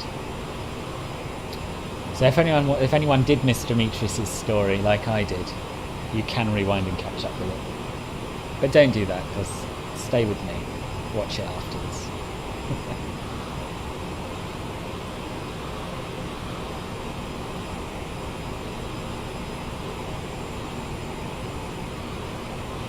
Yeah, the novelty must wear off. Jack! Jack, welcome to Club Filbert Bronze. Very decent of you to sign up, thank you. Yeah, as I said earlier, if you're on Discord and you're in my Discord server, make sure that you link your Discord and YouTube accounts, and then you'll get access to the exclusive Club Filbert lounge channels, which are nice. It's where all the cool people hang out to get away from the riffraff in general chat.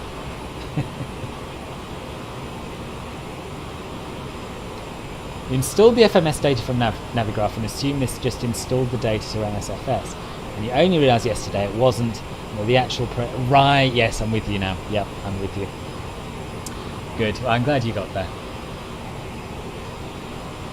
How old, Jack, if it's not too impertinent a question?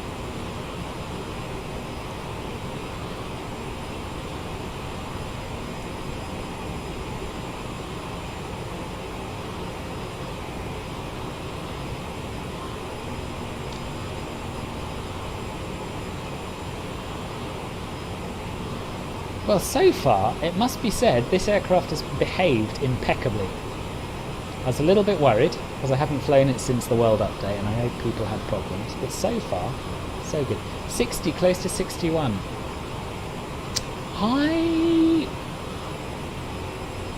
I don't think you are the oldest, Jack. I'm trying to think who's in Club Filbert. I know there are some regulars who are in their 70s who watch my streams. I don't know who's in Club Filbert. Off the top of my head, which of those are, I mean. Scary to even type that. No, 61's not that old these days.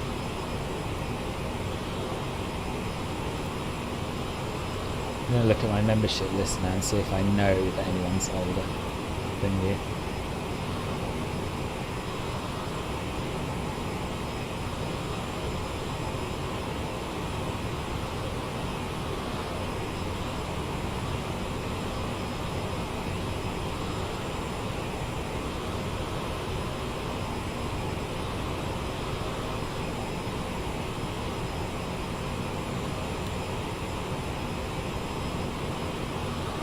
There's at least one older. At least one older. I'll tell you that much. A lot of these people, I don't know how old they are, but yeah. You're not the oldest, you'll be pleased to hear. 60 is definitely the new 16, yeah. Are you in Club Filbert though, Jack? Did I look at that scenery website? Yeah, I did. That was a great find, Douglas. That scenery directory thing. Yeah, it's brilliant. Thank you for sharing it. When am I going to fly the H135 on stream? When you buy me one, Christopher. Have to go. Careful. Thank you for joining, as always. It's lovely to have you here. And I'll see you soon, I'm sure.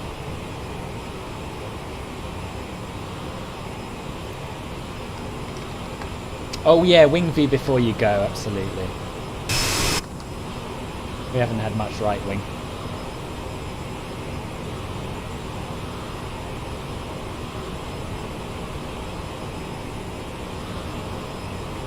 There you are. Something to remember me by. What is it? Oh, I thought you were talking about a VR headset. Sorry.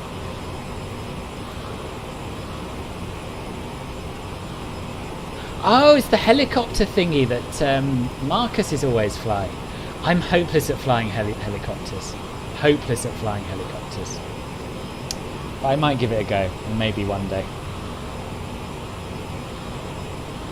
There ain't just sim sceneries that are actually quite good and not at risk of being made by others. Stuttgart, I want to say. I haven't got it myself, but the pictures look pretty good. I also think Nice is quite good, but I appreciate it was in the latest World Update, so it's probably not the... See, now I feel like an idiot, Christopher. I honestly thought it was some kind of HTC VR headset. I'll have a go at it. I'll have a go at it. I hope I bookmarked it. If I did, I'll post the link.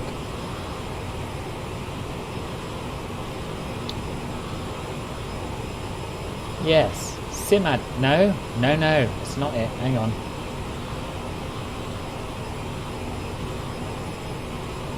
Let me check the Discord.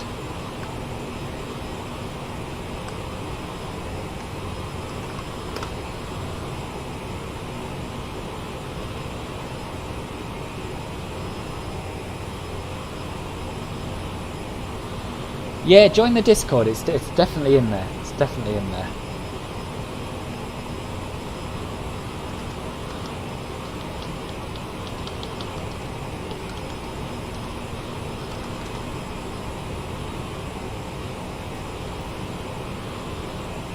Do you remember which channel you posted it in?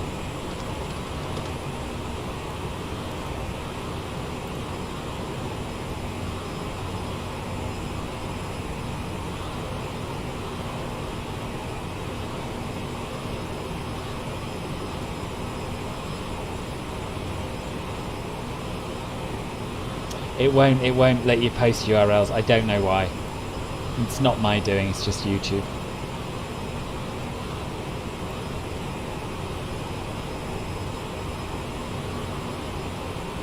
Ah, good, Satira. I'm glad. You're going to eat now. Bon appetit, Demetrius. See you soon.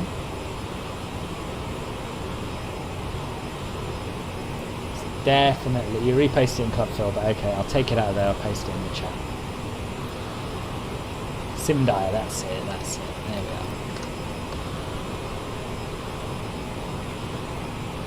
are. Yeah, great find that was. I've been looking for something like that for a long time.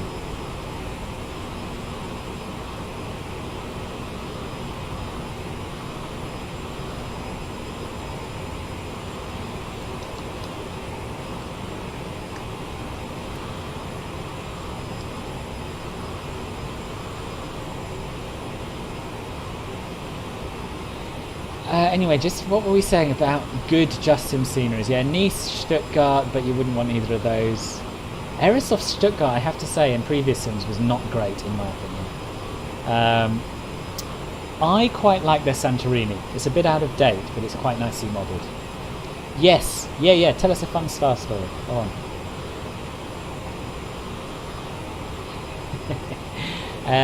Jack. Yes, I can. So, got your username in the left-hand column at the bottom. You've got a microphone, you've got mute, deafen, and then user settings. Go to user settings, the cog, and then go to connections, and then you'll have a little YouTube icon at the top of the screen, and you click that, and then it will take you to a website to authorize your YouTube.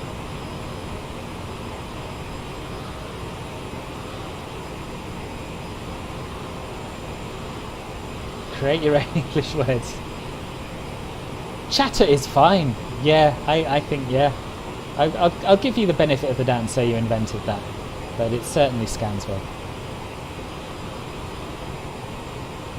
That sounds scary, Comey.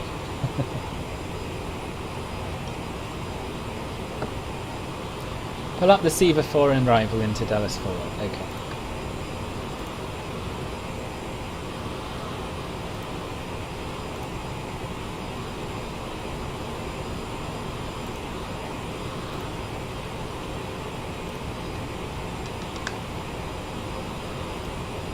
Seaver 4 arrival.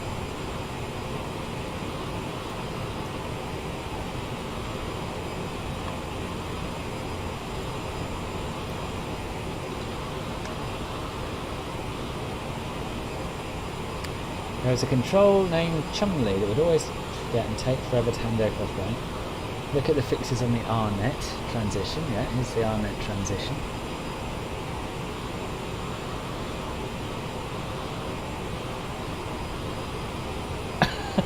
Right, I think I see where this is going.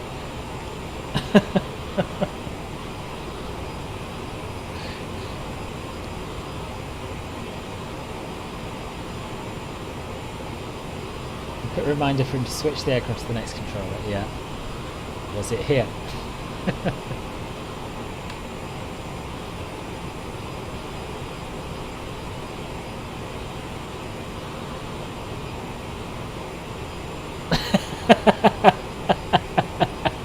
That's brilliant. That's brilliant. That's incredible. So they really did name the name the fixes after him.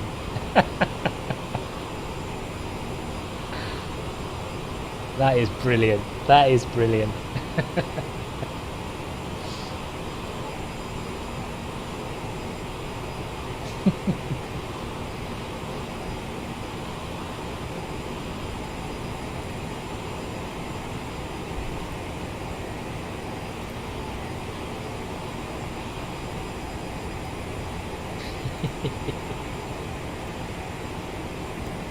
Oh, we're getting slow again. Can't take your eye off this plane for a minute.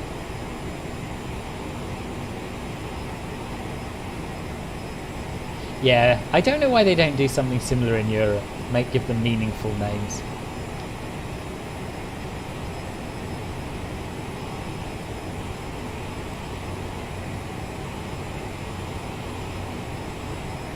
I guess they are meaningful. They're named after places. But it's a lot less fun flying them.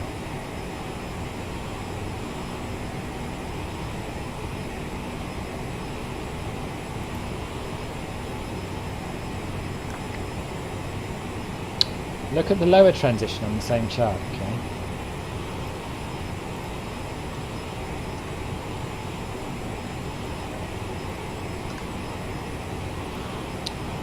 Few proud leatherneck. Few proud leatherneck. Sailor. Few proud leatherneck sailor.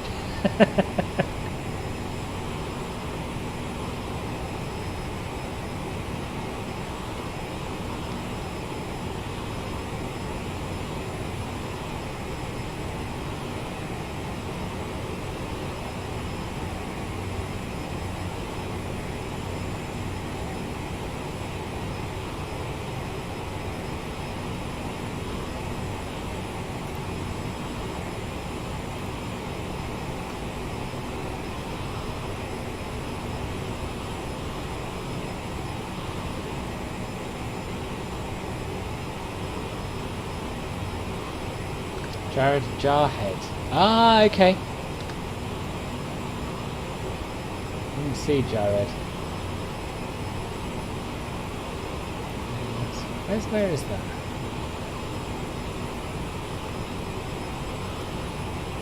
Jarhead Proud Leatherneck Sailor.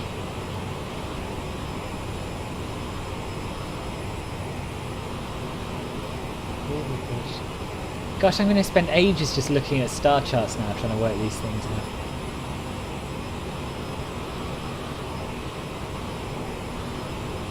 Yeah, that's what he was just telling us about Deeping and Town. Is it true? Is it true? I guess it must be. Why else would they name them that?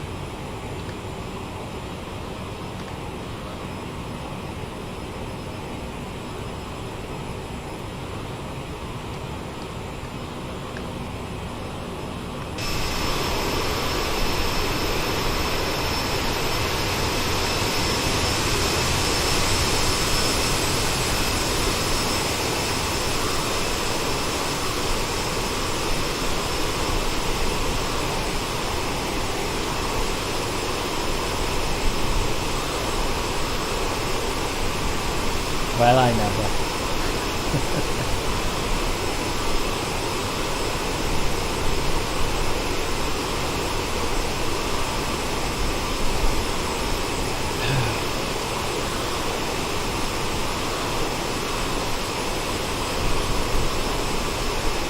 Don't forget to click the thumbs up button and subscribe to the channel if you haven't already.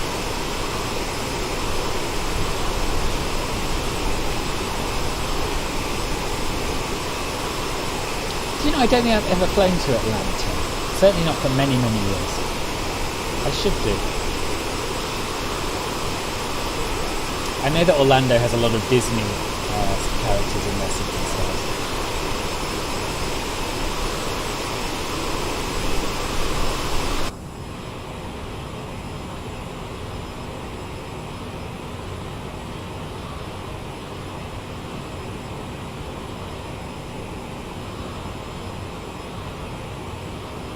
Oh dear.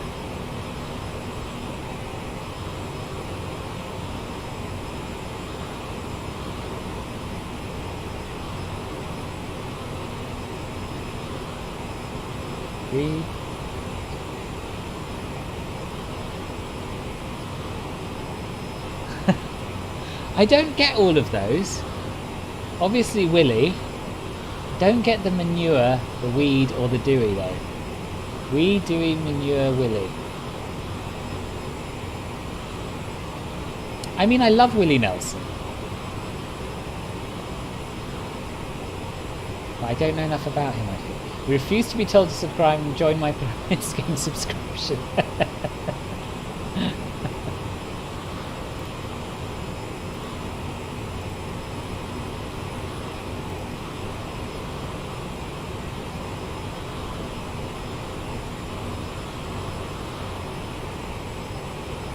I mean, Christopher, you're in for a penny.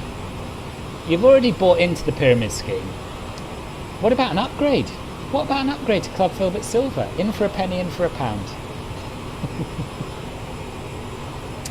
Click of a button, and then you can come along with us tomorrow on the Club Filbert exclusive Silver Members private only live stream. We're flying from Entebbe to Nairobi and back. Just a thought. Just something to mull over, you know.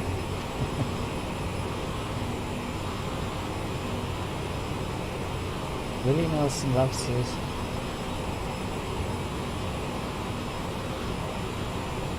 Mary Jane. Oh, does he? I didn't know. I never knew that. I never knew that.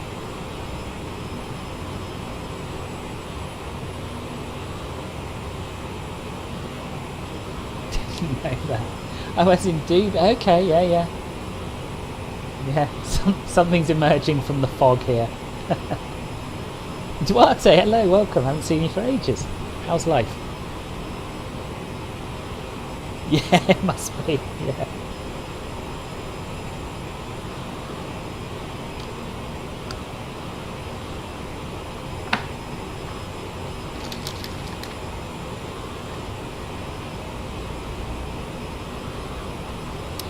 Where are we flying to today? We're flying to Dallas-Fort Worth, Duarte, from Aspen. Ben, welcome. How's it all going? How's it all going? Have you got your GSX sorted out yet? Oh, I see you're at Heathrow. That's a good sign. You're going to have to put your foot down if you want to make it to Dallas before I get there, though. Good, I'm pleased. Yeah, it's good. Yeah, life's good. Thank you, Duarte. Life's good. The weather's perked up. I did my first long haul in a 747 for about 3 years last night. I haven't had enough sleep, but other than that, I'm pretty well. Yeah, I am enjoying it actually. Yeah, it's been good. Just going to win the Euro jackpot first.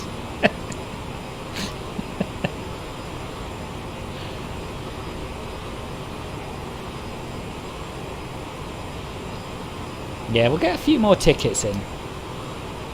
I tell you one thing though, Christopher, I tell you one thing. You are almost 100% more likely to have fun by joining Club Filbert Silver than by spending that money on lottery tickets. It's a guaranteed good time as opposed to a 1 in several million chance of a good time, put it that way. We'll surrender the sirens of silver membership. Oh, Kirill, you little star, thank you. It's very nice of you. Very nice of you indeed. GSX up and running after being told you were a noob and hadn't activated. Oh, good. Was that the so you got your 777 sorted, you've got the scenery you want sorted. Is Heathrow looking okay now? I disappeared before finding out.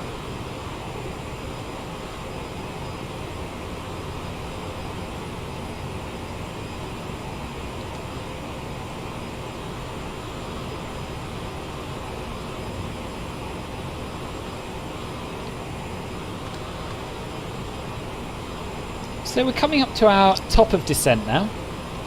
So what we'll do is we'll go down to the MFD menu, turn on the VNav window.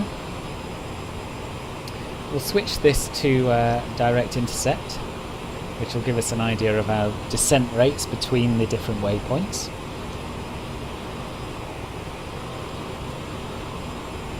We'll set our landing elevation, which will mean I have to look at the charts again, obviously. So, what did I say we're doing? 36 right. And we'll do the ILS, if I can find it. God, there's too many runways here, aren't there? Just an excessive number of runways. Open the chart. You'd be able to buy a yacht with 2 helipads and have parties with Playboy models if you're a silver. No, that's going to be that's something I'm considering for gold, but no, not silver. But you won't be. I mean, the chances of you being able to do that if you buy a lottery ticket are so slim.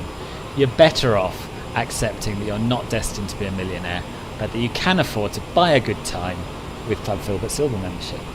You know what I mean? Yeah, you've done enough fighting for today, for sure.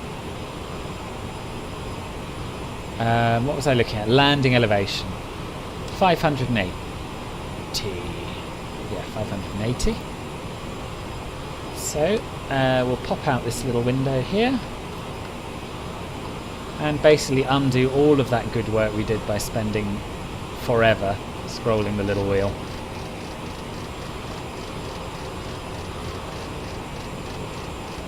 Are you already buying good times with the Playboy models?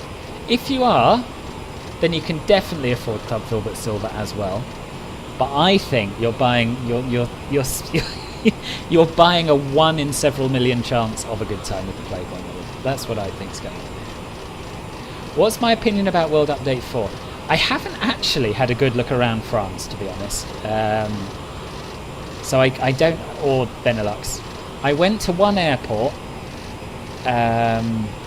Rotterdam, Den Haag, and I thought it looked alright, but I had a weird Dutch house in the middle of the apron, which clearly shouldn't be there. So first impressions, not great, but I'm sure there's a lot to like about it. How are you finding it?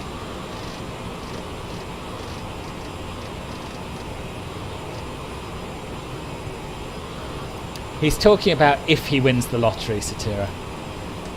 What he's saying is that in his fantasy world, where he wins the lottery, he's already having a good time, and that's his excuse for not spending a much smaller amount of money on a guaranteed good time in Club Filbert Silver.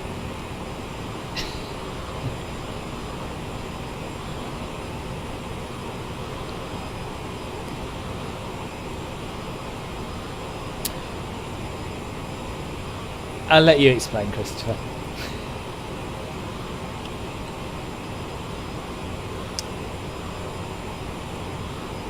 Right, what else do we need to do before we descend? Probably set some sort of landing data. Oh yeah, we don't. Do we do perf approach here? No, we don't, do we? We just set our VREF and V approach, I think. Yeah.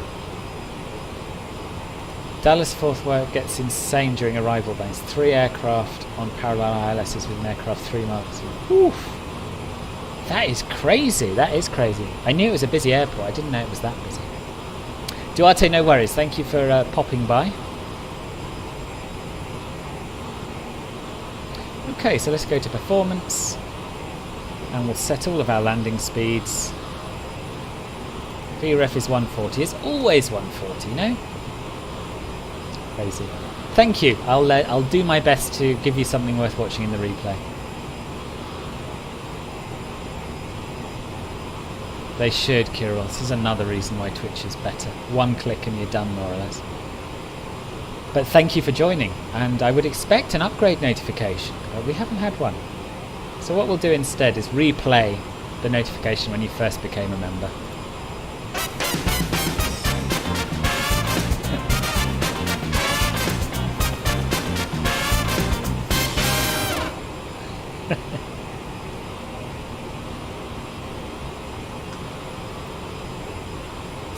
Yes, quite. That is the correct reaction, Satira. But there you are. Turns out Christopher's an old pervy. Who knew?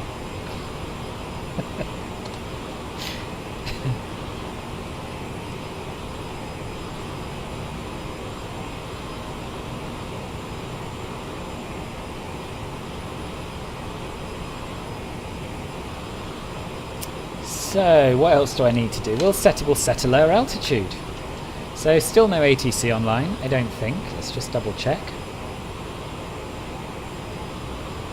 It'd be really helpful if I had some concept of the geography of the US. Can I find Dallas Fort Worth on the VATSIM map? No, I cannot. Okay, so it's sort of down there near the sea, but not that near the sea. Somewhere near Memphis. Here it is. We'll toggle the inbound outbound departure lines. So we've got 2 aircraft ahead of us. AAR8999, KAL9221.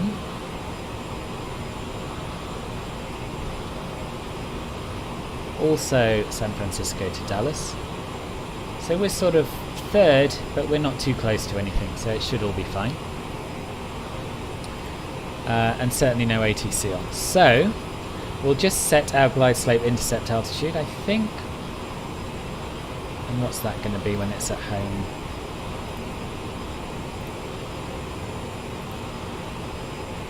– 2,300 feet.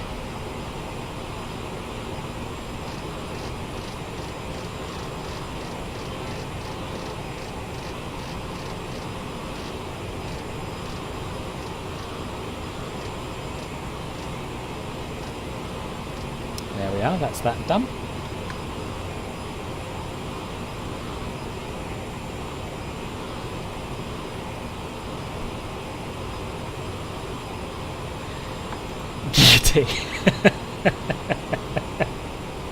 There we are. From now on, Christopher, we shall refer to you as Quagmire. Just took off from Berlin. 1 more CRJ in the sky. Ah, wunderbar. We're back for the approach and landing now. Welcome back. Welcome back. No one there. No one where, Jack? Oh, at Dallas. Yeah, thank you. Got a barrier between your curiosity and common sense. Good for you. Good for you. That's a very, very, very sensible thing to do. I didn't know you were 12. No concept. Anyway, you're obviously very mature for your age. Yes, yeah, thank you. What's I going to look at? Okay. So we're passing the top of descent now. Pretty much. Turn on VS mode. And we'll wait for our path to start showing up.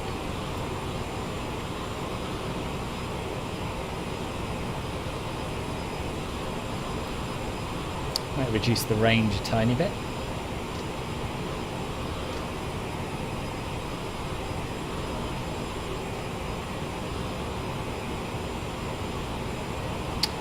Why, oh, there it is. There's the snowflake. So we'll wind our VS down to... God, it wants us at 3,100 feet per minute. It's quite a lot, isn't it?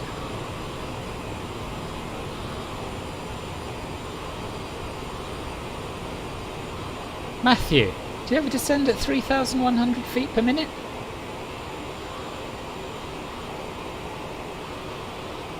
Oh, I love Below Deck. That was my proper lockdown binge watching trash. But it's good trash. It's really good trash.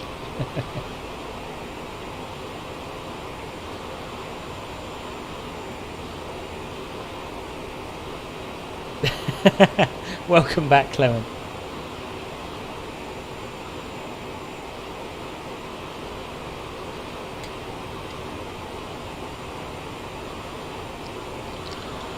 Thousand flights a day, that's insane.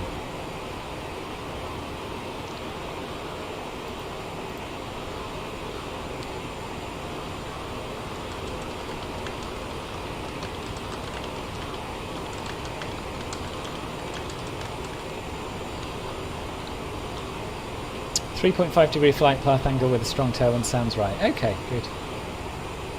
Oh yes, I hadn't spotted how strong the tailwind was actually.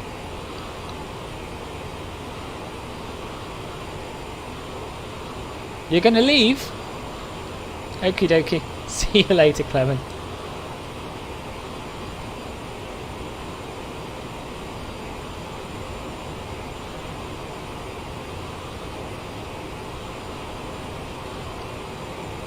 So I watched it on Amazon Prime via it's one of their add-on channels I had to get in the end. So the first series is on Amazon Prime normal in the UK at least, but then there's that special reality TV channel that you can subscribe to via Amazon, which I always scoffed at, and then I ended up subscribing to. Yeah, it's got 7. It's got 7 runways.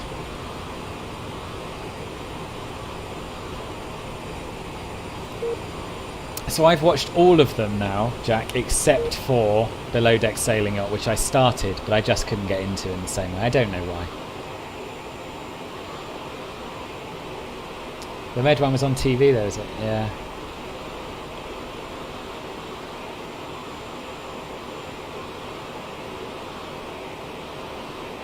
A poor substitute for... Love Island is a step too far for me, I think.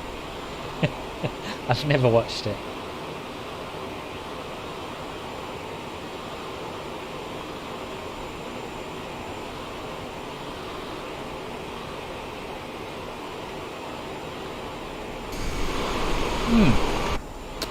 Better stick the old anti-ice back on, eh?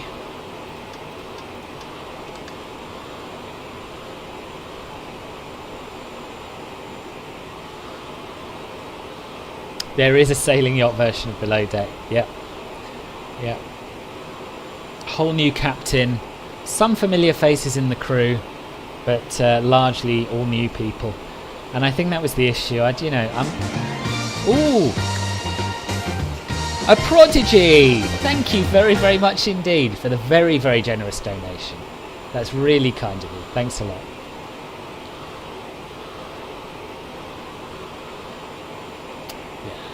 You're all very good to me, I must say, particularly those of you who have donated. If anyone else wants a little notification and some love, streamlabs.com/filbertflies. Oh really? You never got into the original Below Deck, Redian?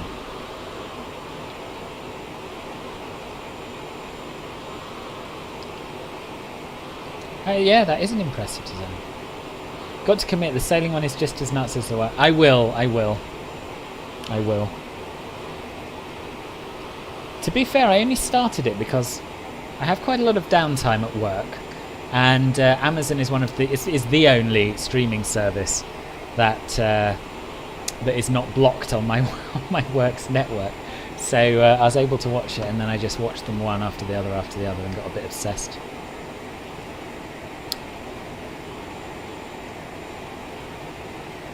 Hello, Matthias. How are you? Thank you. Glad you're enjoying it. Nice to have you here.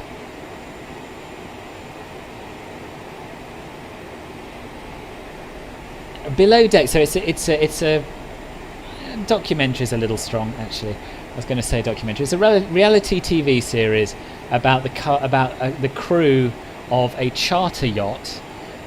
So there are two versions. There's three versions. There's a Caribbean version. There's the Mediterranean version and the sailing yacht version. And yeah, so you get to know the crew. You get to know the charter guests a little bit. They do 2 or 3 day charters for very, very wealthy people. Simon, thank you very, very much indeed for the donation. That's very kind of you. Thanks. Makes me feel all warm inside. It's on continuous on Bravo once. Yeah, I think that's the trouble. Once you get to know one of the captains and some of the recurring crew members, it is hard to switch. I feel the same about sailing yacht, as I said.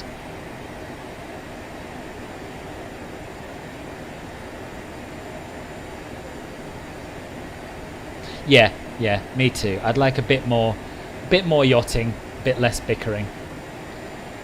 Anyway, talking of which, you lot would probably like a bit more flying and a bit less totally losing focus on the aircraft.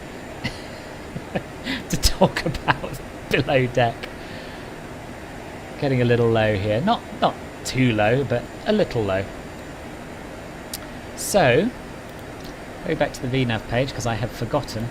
We want to be doing 290, don't we? Yeah.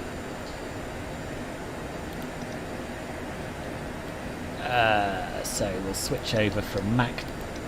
Oh no, it already switched over, but it hadn't switched over quite right. And we're passing the transition level now.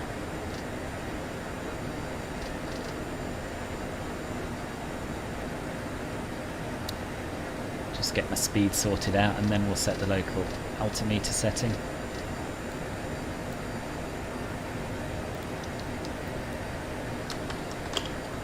KDFW, so that should be 3011.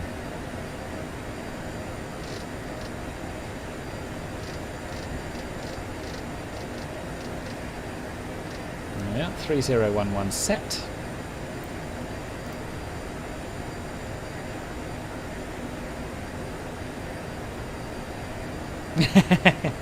It is, it's because I so appreciate all of these donations, all of these memberships. It does make a huge difference to me to how I feel after the stream, to be honest. So I love it. But you're right, it can sound a little bit insincere in a way. Do you know what I mean? Because there are only so many ways you can say thank you very much, aren't there? Some people are really good at it, and I'm not really. I just feel a bit awkward. Donated €7. The CRJ, but 6 AC, yeah. Ah, for the 700, I see, yeah. It's a good idea,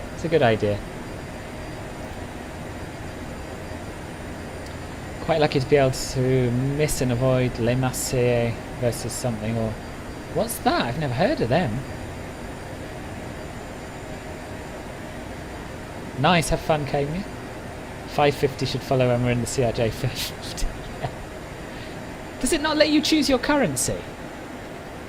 Because I think it always pops up as pounds for me, but I think you could donate in pounds. But then you've got credit card charges to think about, and it's probably not worth it. So, talking of descent and descent smoothing, we now want to be doing 1100 feet per minute to make our constraints. So we'll reduce the descent rate.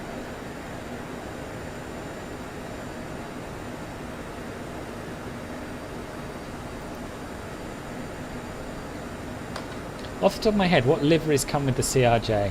Hot, Lufthansa, American, United. There's another one. So United is the 550, of course. I want to say Alaska, but I'm not sure. Yeah, that's it. That's more what I meant, Douglas. Thanks, so Prodigy. Yeah, so I love flying the CRJ because when it all works and you get it down and you have a nice flight and a nice landing, it's it's more satisfying than any other plane to fly because it's a bit complicated. When things go wrong... Oh, Christopher, thank you for your exposure. The text-to-speech isn't working. Or maybe that's only with the £5. I can't remember. I thought I set up text-to-speech. But anyway, thank you very much. There's no hello for your test. Sorry, I missed you, Demetrius. It's lovely to have you back here. Aviation09, welcome, welcome. Thank you for coming. And you're new to the stream. Even better. Even better. I'm glad you found us. And yeah, I hope you enjoy.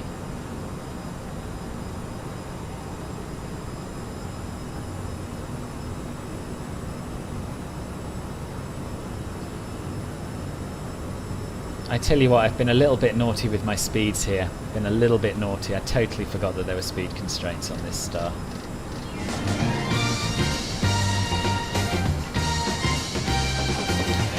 Matthew! Good grief. That is incredibly generous. Thank you. Keep it up and enjoy the flying. Ah, it is working. Thank you. And thank you for all of your insight into real-world ops. It really does make these streams a lot more interesting. Nearly, Christopher. Very nearly. Very nearly. So we really want to be slowing down to 220 now. In time for the next waypoint. There we are. There's 220. 220 set.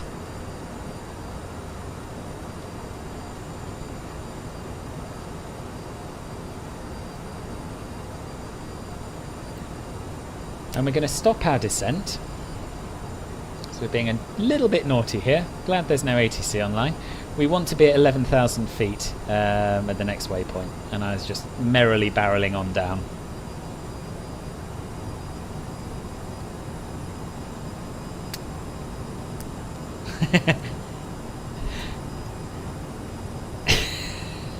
Yeah, that's a very good point, Kai. If you haven't subscribed and you want me, I probably won't scream with happiness, but I will be very happy. Click the sub button as well.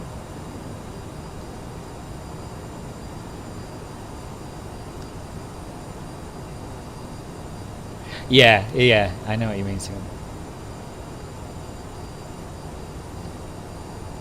If you hit the brakes, he'll fly right by. Yeah.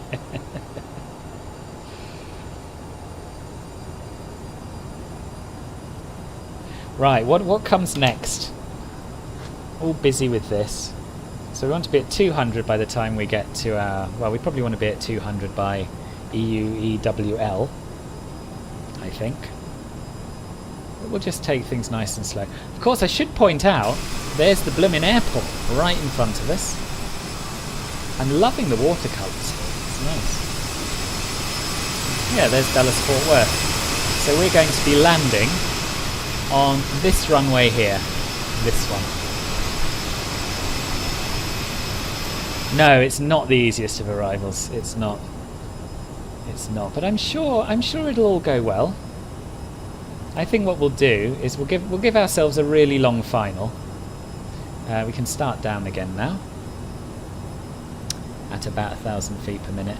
So we'll go into heading mode. Keep syncing the heading. And we'll once we get to fuel, then we'll start a left turn to line up. Might even have to swing it out a little bit. I don't know. It's a Top Gun reference. Yes. Hello, GC Vans. Welcome back.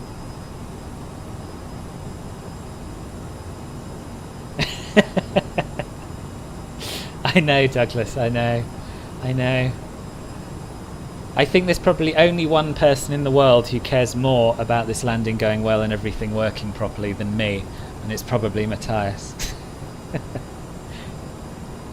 Or Matthias, sorry. I'm never too sure how to pronounce his name. I think it's more likely to be Matthias. Oh, we better watch the old speed. We're accelerating again. Interesting. It seems to be picking up the localizer in the opposite direction. 110.55. Let me just check that frequency. Yeah, that's correct. but we want course 356. Should be able to set that, shouldn't we? Except we can't because it's worked it out for itself, I think.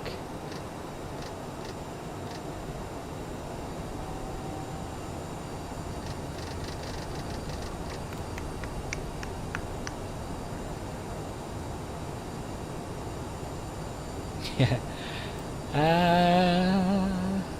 How do we set the course? How do we set the course for the localizer if it's auto set it, or maybe it'll work it out anyway when we tune. But if anyone wants to give me any advice here, I'm happy to take it.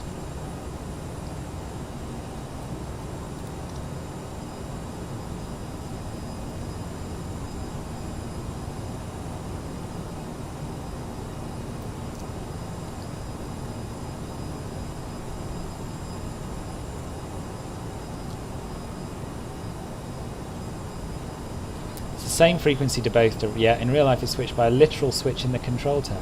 Ah, okay, okay. I hoped that would be the case, that it would flip. I never knew that. I never knew that in real life there was a switch in the control tower. It's cool. Good afternoon, Exile. Yeah, but it's when it's auto tuned a course or auto set a course, it doesn't seem to have any effect.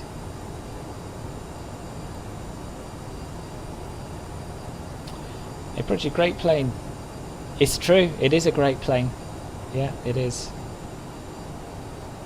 Right, what I'm going to do now is I'm going to set the speed bug to our V approach, which was 140, or VREF.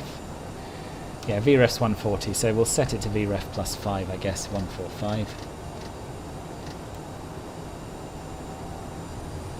I'm going to slow down to 200 knots for now. And then we can start getting some flaps out.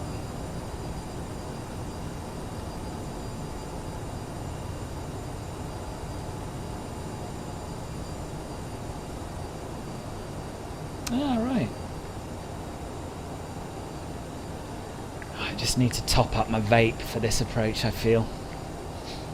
Last place you want to be running out of nicotine is on final in the CRJ.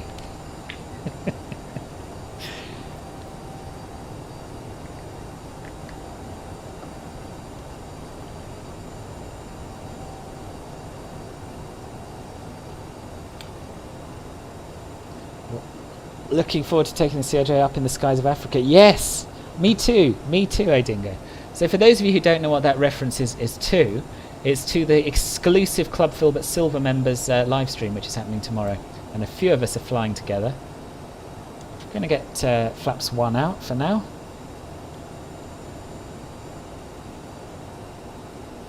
And I'm going to let the speed come to down to 180. Now I am going to switch to heading mode, which is easy because I synced my heading. Hasn't flipped, it's just disappeared. But maybe when it comes back into range it will have flipped. And we're going to reduce the range on here so we can see what we're doing a little better. And we're going to give ourselves an intercept heading.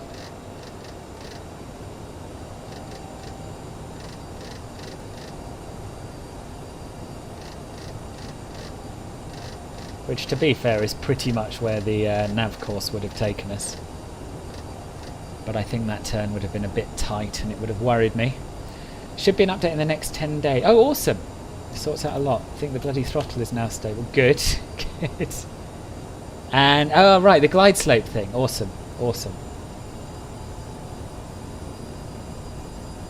Good news. I look forward to trying it. I think nav-to-nav transfer works, but I don't know if it works if you are on heading mode. So I'm going to switch the nav source over to Loc 1. And that way, once we are within range again, I'm going to go for flaps 8 now. Probably a little early, but I like to be prepared. Yes, once we are within range of the ILS again, we should be good to go with the intercept. You're asking me a question. Yes, we're flying in America, Brian. Hello Eunice, welcome to the stream. How have you been scammed, Douglas? Oh, Kirill, I've been there. It's an uncomfortable place to be. Yeah. Which airport are you landing at? Dallas Fort Worth. I think I already answered that. Check the preview form. All you can say will be there, but a lot coming. Oh, I'm so excited about Brussels. That is the airport I'm looking forward to the most, Matthias. It you know, it's going to be awesome. It's Joe Erlandson, no question at all. Oh, thank you, Ben Andinger. Oh, the bronze. Yeah, upgrade yourself, Douglas. Upgrade yourself. Club Filbert Silver is definitely the best value of the two membership options. Ah, yes, the localizer is definitely right now. My speed's a little bit all over the place, but that's me for you.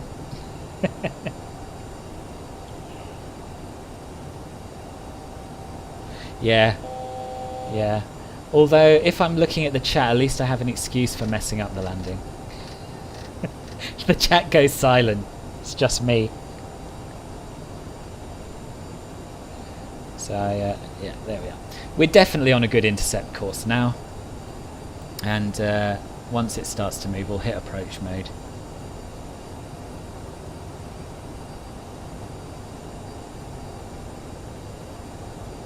Oh, we're getting a bit low. I thought is that our intercept altitude? I thought I set our intercept altitude. Yeah, it is. Yep, 2,300.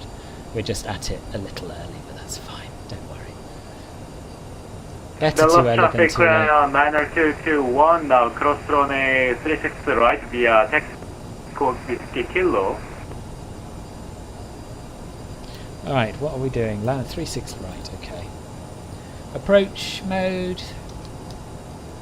Now it should intercept the localizer. And hopefully it will then intercept the glide slope.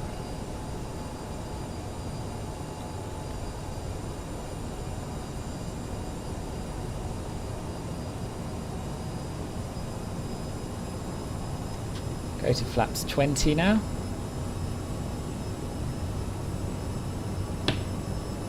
Traffic. Where's the... Oh! Is there traffic? Oh, there is traffic.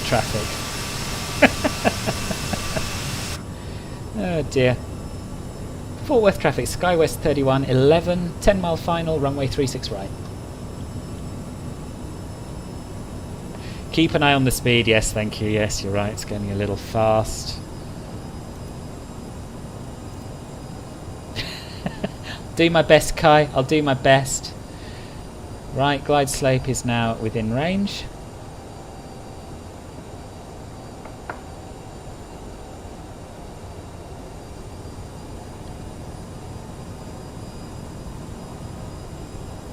Yeah, at least we know the TCAS works. I mean, I don't know what he's doing, to be honest. He appeared to be banking all over the place, so I'm going to put that down to not my problem.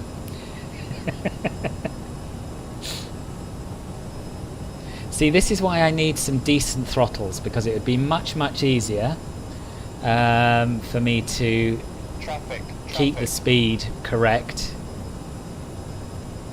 if I wasn't relying on a joystick slider. So Matthias, if you're still here and you've got any old throttle quadrant that's looking for a new home, remember me. Gear down and flaps 30 before we intercept. It's okay, he's going to a different runway. Yeah, probably some kind of a noob. Called out traffic for itself. Wow, that is unusual. And I'm going to try and maintain about 150, and we'll see if it intercepts the glide slope. It has. It's done it. It's done it. Marvellous.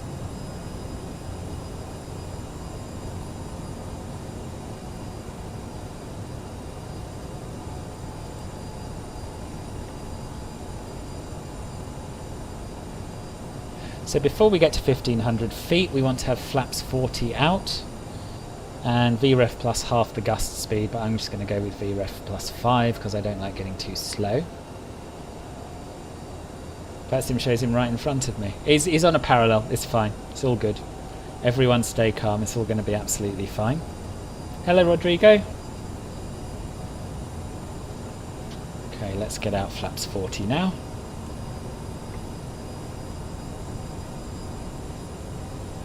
Keep an eye on that speed.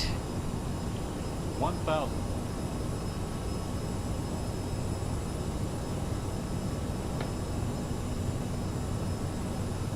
So we are dropping below the glide slope now. So we'll fly it by hand. No biggie.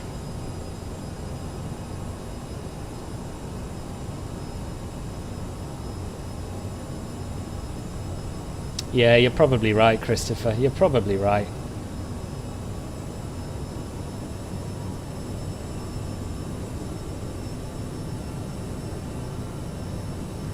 Dallas traffic, SkyWest 3111, 5 mile final, 36 right. Oh, now I'm getting a little high.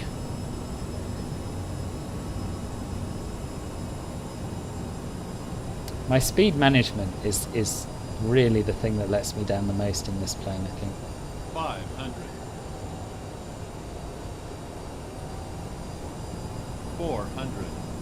And I'll catch up with the chat now once we're down, because, you know, 300. concentrating. Sync rate. Don't you worry about the sync rate. It's 200. fine.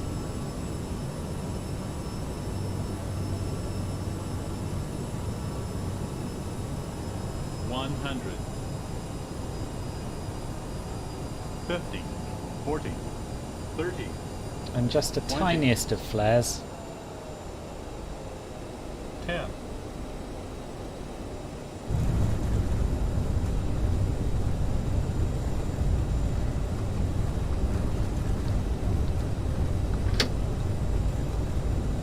And we won't bother with reverse thrust today because we've got loads of runway and I forgot to arm it.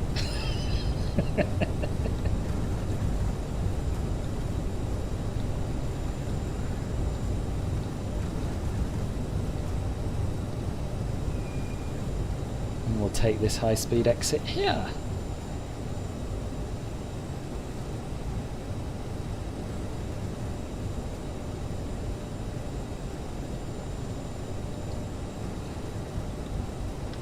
Dallas traffic, SkyWest 3111, clear of 36 right.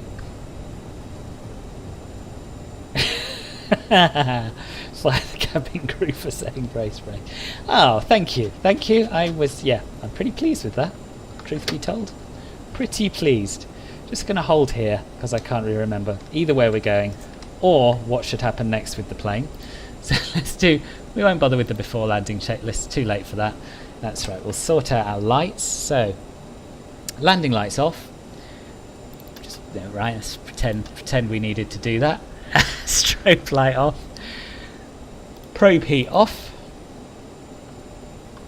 And I think that's it for now, isn't it? Yeah. And now I'm just going to have a look at flight radar to work out which gate we want to taxi to, if possible.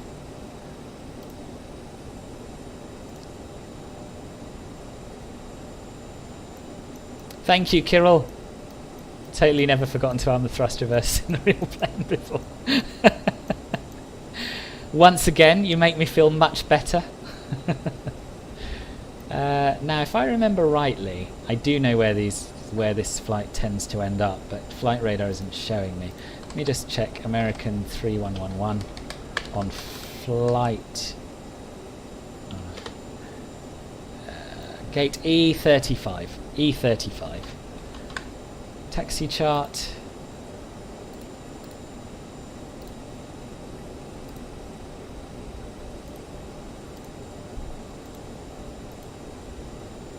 Okay, E35. Right, so it's right round the corner there.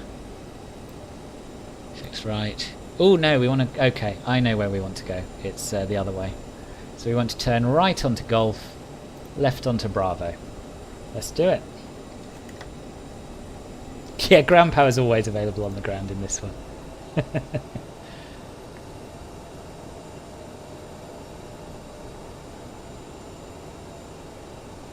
Plane shut up. Yes, indeed. The best way you could describe the behaviour of the glider right now, it locks in VS and then doesn't recalibrate that VS as the ground speed changes on approach. Ah, yes. Yes, I think you're onto something.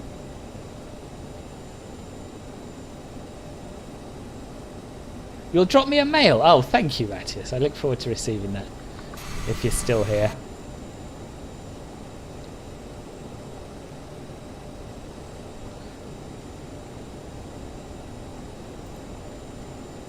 I thought that was a bit of a cheeky thing to say, really, but I'm glad it paid off. You have to go. Dimitris, okay, nice to see you. Thanks for coming. And I look forward to reading your story at some point. Good, Landy. Thanks, Ian. Oh, okay, enjoy the rest of your flight, Ian. And thanks for coming.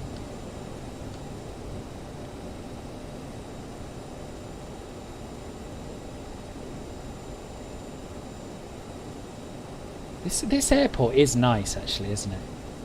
Asobo have done a good job here.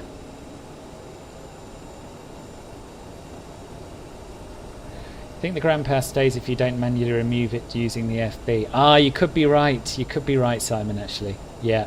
I don't think I've ever bothered removing it using the FB. Never occurred to me, but actually, yeah, that would make a lot of sense.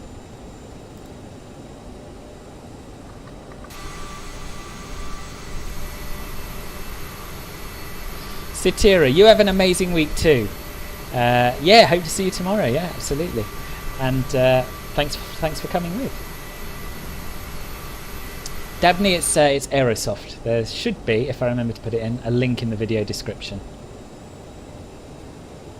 So we can turn off our flight director now.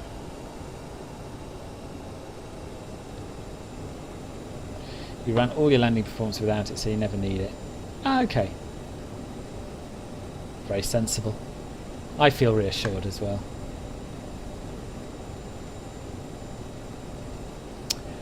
And I'd like to say I did the same thing, but basically I just did what the EFB told me. So we're going to turn left on Bravo.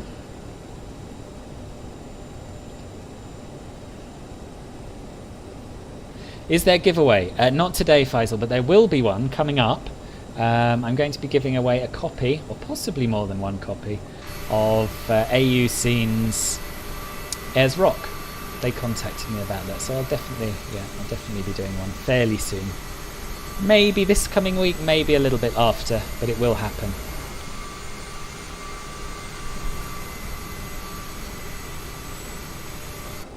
And I'm going to see if we can't get a few other prizes in that same stream.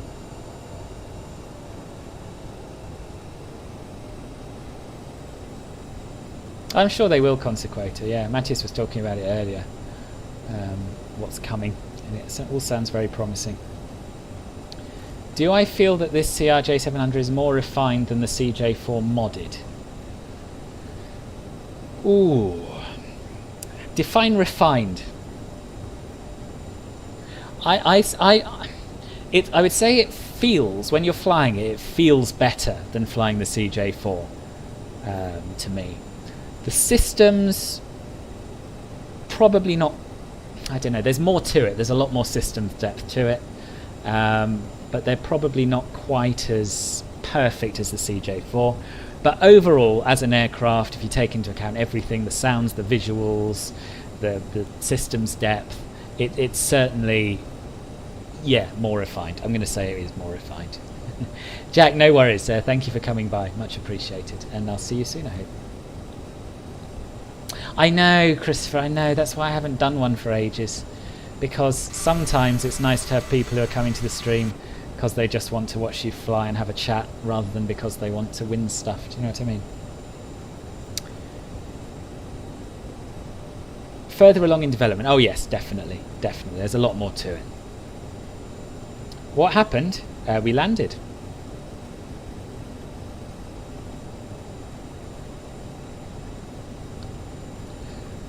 Yeah, this airport's too big. From the charts, it didn't look like our left turn would be this far off. Do we know if they taxi on the left or the right here? I'm going to assume right. This is Microsoft Flight Simulator.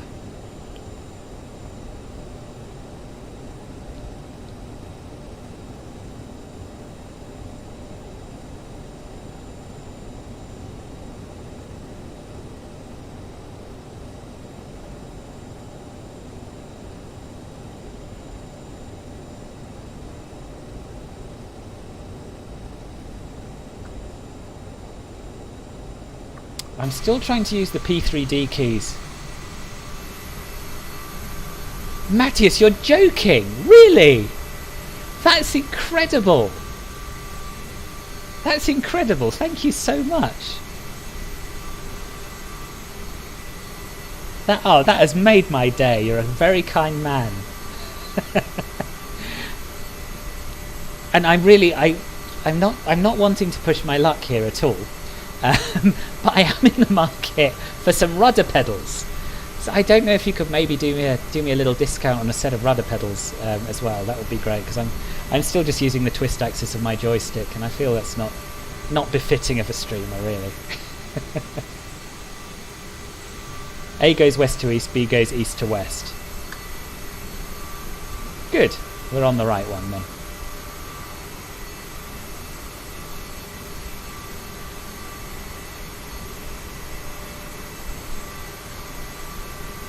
Still though, that's really nice of you. Really nice of you. Thank you, Simone, and you're very, very welcome.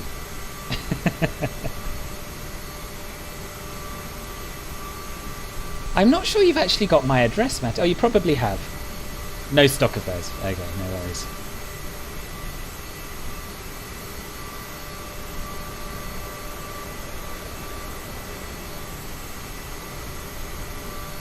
Oh, I'm very excited now. This was a good stream. This is Dallas-Fort Worth Airport, Consequator. I was thinking about saying that for a long time, Christopher. I've been thinking about buying rudder pedals. I've been researching rudder pedals for a long time, and I thought, well, the man's here. Ask the question. What's the worst that can happen?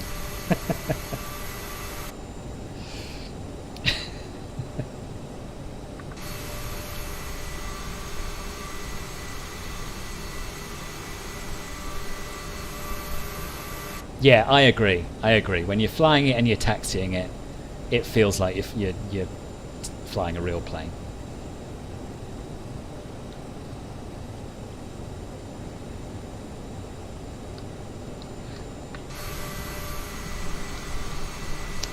Do we turn left here? Probably should have turned left there. There we are. We'll turn left here and come back on ourselves. It's all fine. Everyone relax. We will get to a gate at some point, I promise.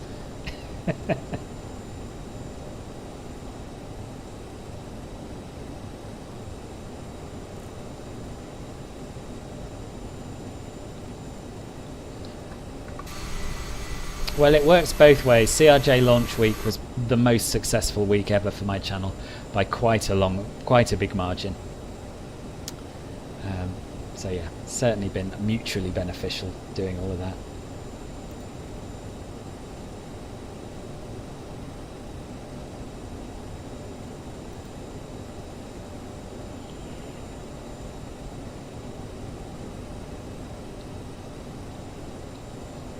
Oh good, you won't be disappointed, Devon. It's a great plane. Next mod you're going to try is the car. Oh yes, I saw that. Yeah. Ben just got his Honeycomb Bravo the other day. It does look awesome. Okay, so basically, I've come too far. I want to park at one of these gates over there because, as you know, I like to park where the real aircraft parks. So we're now on Lima. So we want to turn in... Is this Kilo 11, do we think? Or is this a stand? I think it might be a stand. It just runs out. This is the worst part for me. I always get lost. Okay, there's definitely this doesn't end, so we'll go left on here.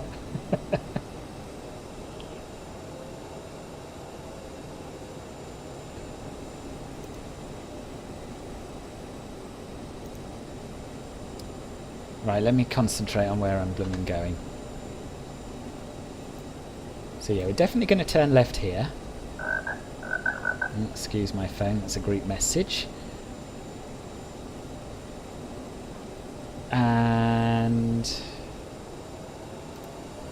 so yeah, we're going for E35, which is round the corner. And of course it won't have stand numbers because Asobo airports don't, but I think I can work out roughly which one it is. And for those of you who think this is a little bit OTT obsessive, parking at the right gate, you're correct, I agree with you. but I am who I am.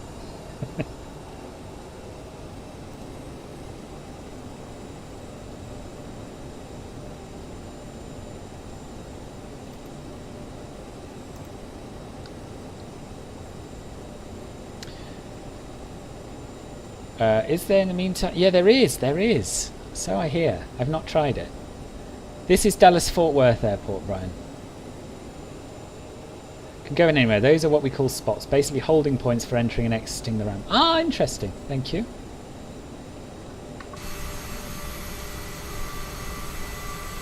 Oh, they are marked. I was a bit too quick to say Asobo don't do that, weren't I? So we're at E18. It's not far around. It's not far.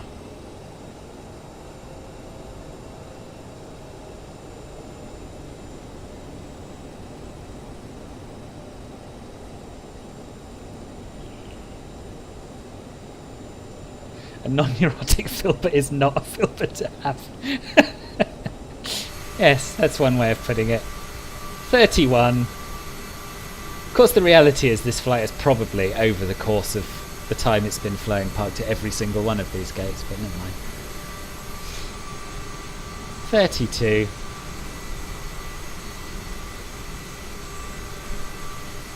33, 34, 35. There it is. Stupid logbook thingy is coming.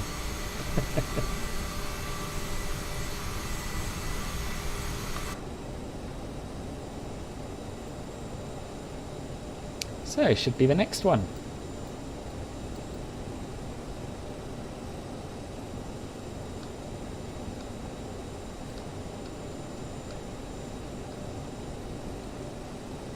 And I will try and fix my track IR after this flight.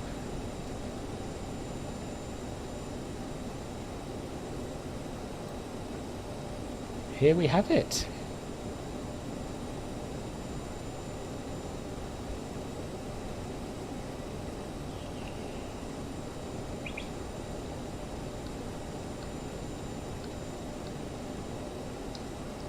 Parking brake set.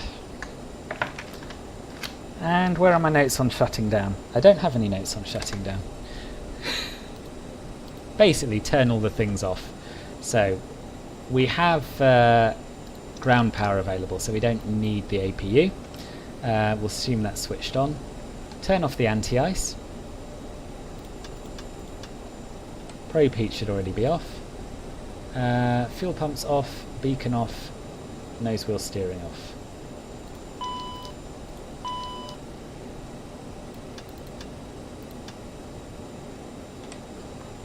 Nose wheel steering off. And we'll switch off the engines. Oh, that's not how you do it, is it? Told you it's been a while since I've flown this. This is how you do it. You have to make sure your thrust levers are not, your thrust reversers are not deployed, or they won't go back. There we are. Now we're on ground power. We'll open up the door. And we'll put the rails down, put the chocks in, open the cargo doors as well, because why not? Ground power car is connected. And we will get the jetway over in a minute, once I start Pushback Express. That should do it, he says. There we go. Welcome to Dallas, everybody. Welcome to Dallas-Fort Worth. I really wish I'd got Flight Recorder going and recorded that landing. But there we are. When you haven't flown a plane for a while, there's a lot to think about. But there you are. Beautiful plane. Very nice airport. And I'll catch up with the chat before we finish. No stupid logbook thingy. No, it didn't come. Is this part of the update? Have they listened to me? Brian, I've told you what airport twice. Yeah, I hate these long taxi routes, so it was a little bit much. What else have I missed? Usually speed there. To be honest, if I wasn't streaming, I might have gone a little bit quicker, Exile. Friend who told you really strange. We landed at Brussels and drove the rest of the way. Yeah, that remote runway at Amsterdam is mild. It can take half an hour easy to taxi in from there. Spent 25 minutes. There we are. Yeah, me too, Consequator. Yeah, it is a bit of a shame. But Flytamper will be bringing their version out eventually, I'm sure. What are the new electric taxi cars? I haven't heard of those. Are they going to be towing aircraft around? Yeah, I shall Google it. I have. I mean, if I had known it was possible to get rid of the stupid logbook thing, I would have done it long ago. But the reality is, I haven't actually done anything. I don't know. It's just not here. Right. I think that'll do us for today. Matthias, thank you for popping by, and thank you once again for agreeing to send me a throttle quadrant. That's very nice of you indeed. Thank you very, very much to everyone who has donated and everyone who has joined Club Filbert today. Jack, Kirill, and Steve, much appreciated for the Club Filbert membership. Don't forget to link your Discord with your YouTube if you want to access the Discord channels. Thank you to A Prodigy, Simon, Christopher, and Matthew for their donations. Really, really appreciate that. And my next stream, I'm having a day off tomorrow. No, I'm not. We're doing the Club Filbert Silver stream tomorrow. That's what we're doing. And we're flying from Entebbe to Nairobi and back in the CRJ once again. Do join Club Filbert if you want to fly along with us, Club Filbert Silver. I'll be having a day off on Monday, but I should be streaming on Tuesday, so keep your eyes peeled for that. Thank you for coming. I'll see you soon. Bye-bye.